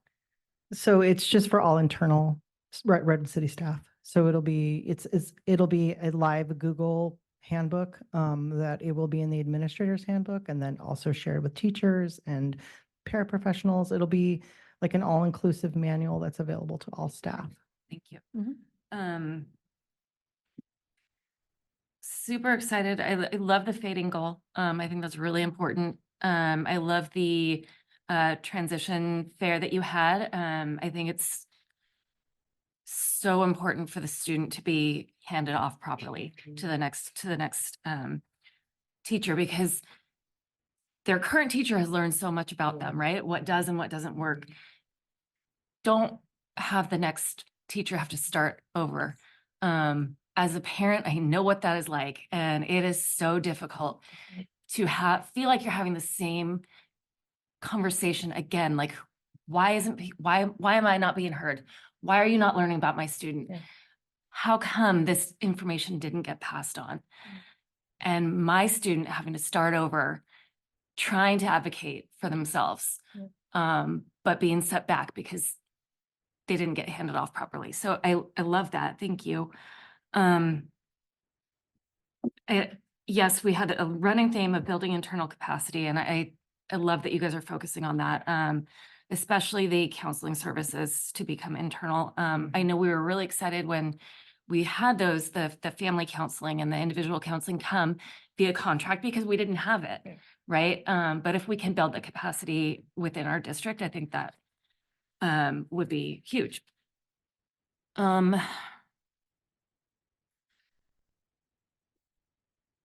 I can do this without crying. I promise. Jude, you and I have had hours and hours of conversation just around the culture of inclusion, MTSS supports. You know, I too have a student with a disability, and I think that if those had been in place at the beginning of his journey, things would have been very, very different. And I know that you know that, Jude. Yes. It was and still continues to be very difficult. But if those supports had been in place early on, you know, his early years in education, we wouldn't have gone through 7 school placements. I know. In a matter of 9 years. I know. And so personally, I am so supportive of building that culture of inclusion in this district. It is, like you said, an LEA mind shift, not just in special ed, but as a whole. And I just applaud the work that you guys are working on and are looking forward to doing. I think it will positively impact our students going forward. So thank you. Thank you, Janet. I cherish our times together that we've had in conversation. I was actually just thinking about your son today while I was driving. Oh, thank you. John, did you? Number one, Anjanette, thank you so much for coming and doing the study. Thank you for having Really me in. appreciate it. When I had talked to Rick and he had some experience with school services, I said, school services. And then we talked to school services and it And said, there I was. Anjanette, and she's, oh, I know her. Yes, we're going to go with school services. But thank you so much. It was very much detailed. It showed what we have been doing, where we definitely have a positive impact, and where some things need to move forward and do them better and smarter. I want to thank Maeve and Jude for moving forward with this study and having the short-term and the long-term goals. That's something that this district has needed in for a while. The pieces in regard to the fading of services is definitely something that we have talked about a lot, and Maeve you've embraced, and you have had experience with that. And to see that moving forward will be wonderful. The piece about the whole mind shift has got to take place in this district, as we all know. We all have gone through the MTSS training, and we continue to go through the MTS training. Right on, continuing on. But it's a true mind shift that we have to somehow embed that these kids belong to all of us. They deserve the best education that we can provide them. And we are there to support, but at the same time, we want them to progress and move on. The other piece that's really outstanding in this report is about our dual language learners, which I know for years has been a piece where why is it that I see so many Latino kids receiving speech? It's nothing to do with a speech impediment. They need to be time in this country. They need to be listening to English. They need to be taught the right way and manner. Speaking English it has nothing to do with the second language, the first language that they're coming to this country with. So I'm so glad that we're going to put in place something to really look at that. So kudos to all of you, and I'm so looking forward to us moving forward in this direction. Really am. Thank you very much for having me, and thank you for being a champion of equity and inclusion. Your teams can't do it without your leadership making that possible and your support, all of the support they get from the rest of the cabinet leaders. So that's really critically important, and it doesn't exist everywhere. So you're fortunate to have this team. So thank you very much. Thank you for the opportunity. Thank you, everybody. Good night. Okay, I want to recognize that we're after 9. I think how do we feel? Do we need a break? Want to go grab that bottle of water? Yeah, it should be quick. Yeah, I think so too. But I just wanted to check. Yeah, good idea. Where are we? So we are on 8.1 discussion on graduation promotion. My assignments work for me. I just wanted to make sure that I could actually get from point A to point B as I was in back-to-backs. Yeah, so sometimes they don't work, and I know I am not able to do June 7th. I actually have a wedding that good friends are getting married that afternoon, so is there one on the 7th?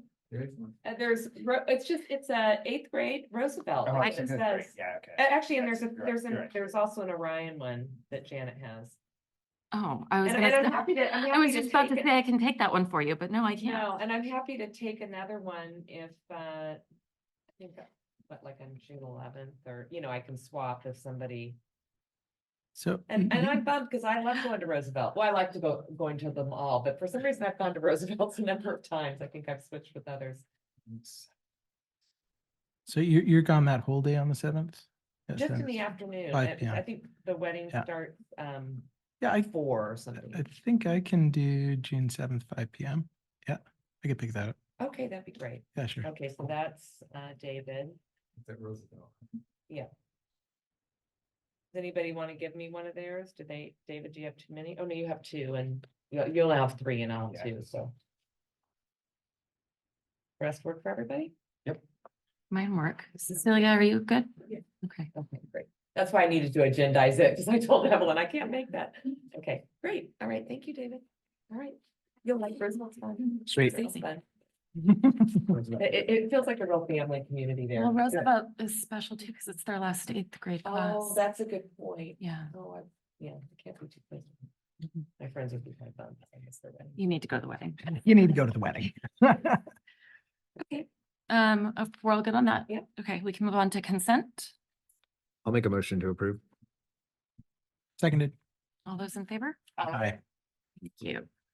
10.1, adoption of resolution number 10, resolution to approve standards for local certification of universal TK teachers. Thank you. Similar to other waivers that we've brought to the board, this is an opportunity as we move into the last year, actually. There was essentially a 10-year window to change into credentialing components and so forth regarding TK, new credentials that came to be.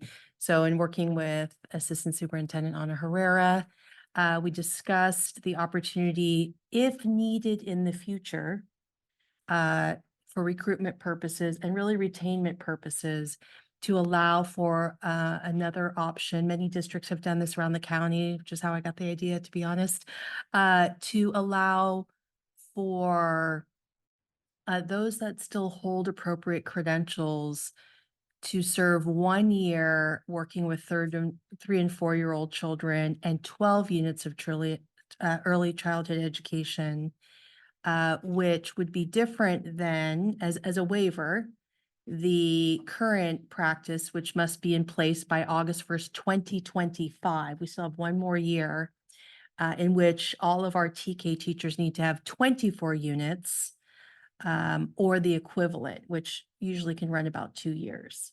So here's a good example. I have a kinder teacher that may have some TK age kids from the past in their experience, like a TK kinder combo, for example, but actually after 2025 would not be eligible to teach TK. So that would be a good example of a waiver that might come. And so then HR would have the authority should this resolution be approved, to allow that to occur. So it'd be a case by case basis. I'm not sure how often I'd even use it, but if we need it in our back pocket, it would be helpful. Yep. Any questions on this one?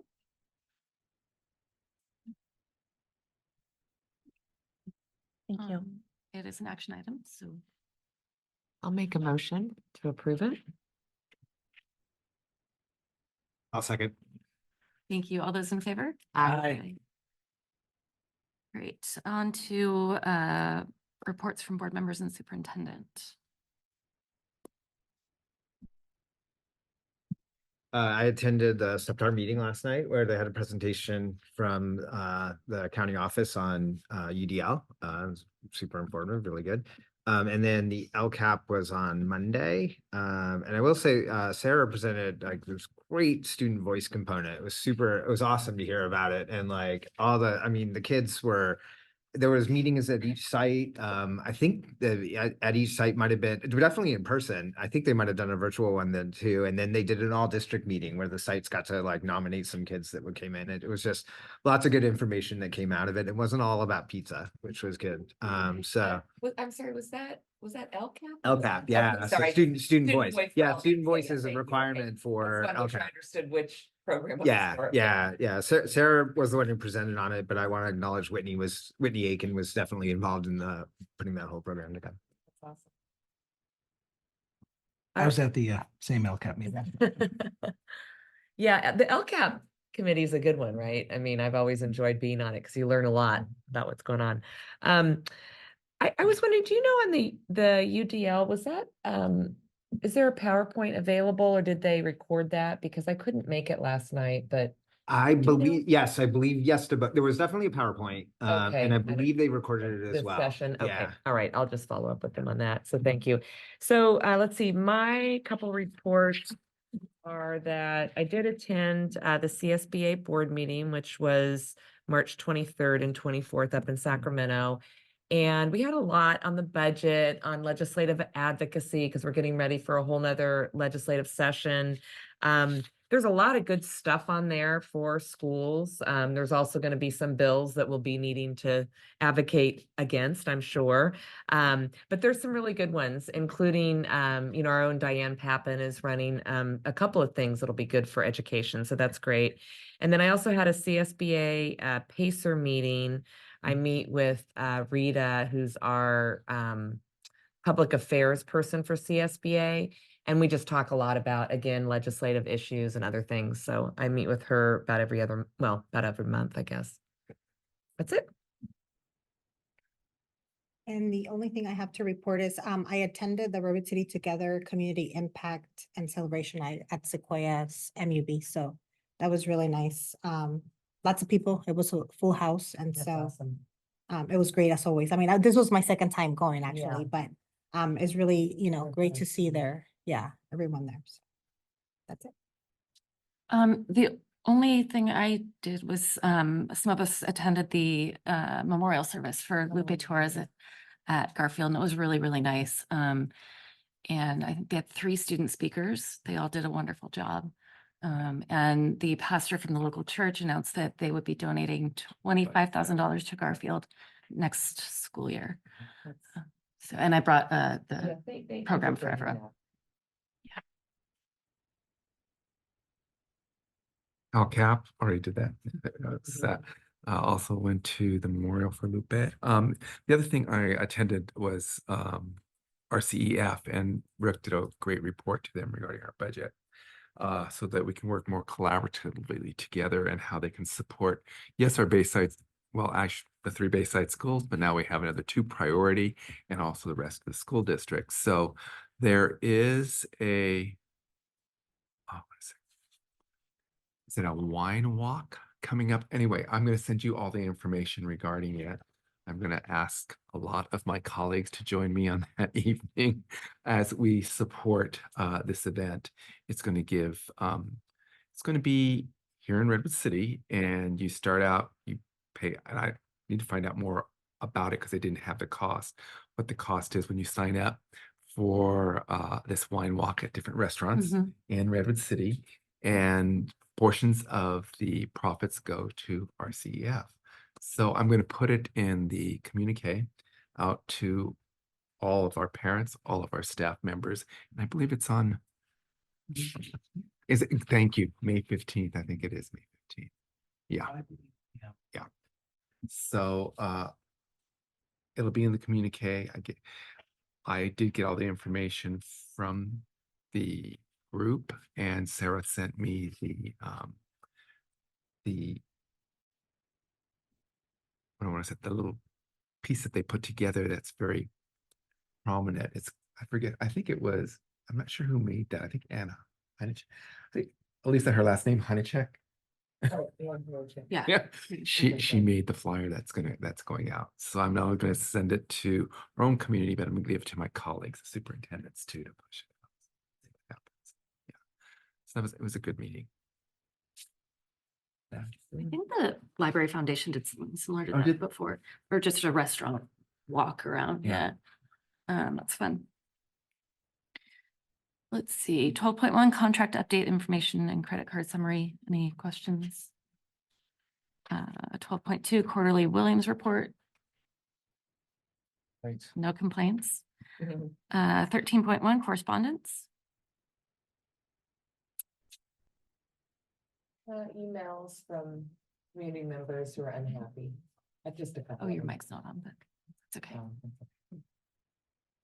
I got a pretty cool email from Megan O'Reilly Green, who pointed yeah. out a couple different things. One was some data that their team had gathered about the number of families who had moved to Redwood City for the programs that we have here, which is pretty awesome.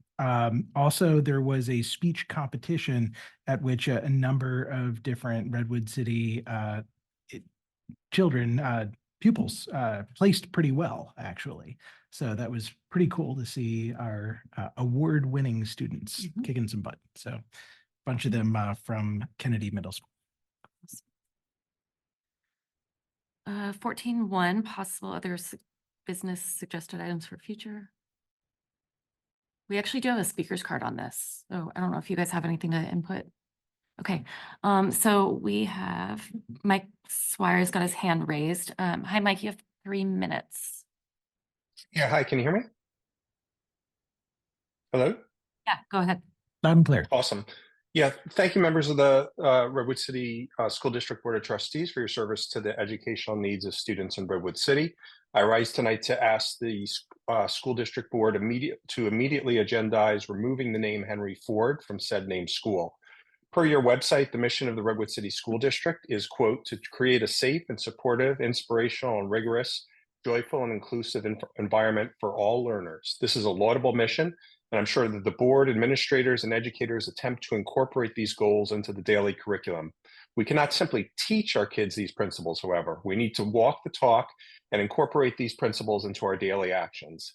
Sadly, we're failing in this respect by naming one of the district schools after an individual who, without question, advocated for a world that was the opposite of inclusive, safe, and supportive for Jewish Americans. I hope that you had a chance to read Mark Simon's excellent op-ed in the April 4th edition of our local newspaper, the San Mateo Daily Journal. Mr. Simon criticizes the school district for naming the school after a known anti-Semite and maintaining the name for 70 years. He recounts several well-documented and anti-Semitic actions taken by Henry Ford, by blaming Jewish bankers for World War I, calling Jews, quote, evil, and publishing articles based on the Protocols of the Elders of Zion, a fabricated text purporting to detail a Jewish plot for global domination. Ford's anti-Semitism was so well known at the time that even Adolf Hitler praised Ford's, quote, anti-Jewish policy. I am disappointed that the district and board have taken no actions to change the school's name. A year ago, I reached out to then board president Cecilia Marquez, asking whether the district considered changing the school's name to one that better aligns with its values. Ms. Marquez responded with a copy of policy 7310 and recommended that I reach out to the board, to the school principal. While the policy might push the burden onto the school, I had hoped that the board or its president, elected by the people of Redwood City, would have shown some interest in no longer naming one of its schools after a Nazi collaborator. In his article, Mark Simon details a similar, quote, blow-off and unwillingness of the board to initiate action to cease naming one of its elementary schools after one of the most famous Jew haters in American history. Why the inaction? If our elected officials and educational leaders aren't willing to speak up against the rising tide of anti-Semitism in our area, who will? A Redwood City teenager recently spoke to the city council about the anti-Semitism that she's faced. Mayor Jeff G. recently addressed anti-Semitic Zoom bombings at city council meetings, and surveys suggest that 61% of area Jews feel less safe in recent months, and 36% have personally experienced anti-Semitism. The school district and board of trustees' silence and inaction to date on this issue are akin to complicity with those who attack others who are empowered by the belief that no one will stick their necks out for them. I hope that you'll think about the Jewish members of your communities and immediately remove the anti-Semite and Nazi collaborator Henry Ford's name from the school. Thank you. Thank you, Mike. Okay. Were there any other items to add? Okay. 15.1 changes to the board meeting calendar. Nothing, no changes. Okay, that brings us to the end of our meeting. We have a motion to adjourn. I move we adjourn. Second. Thank you. All those in favor? Aye. Thank you.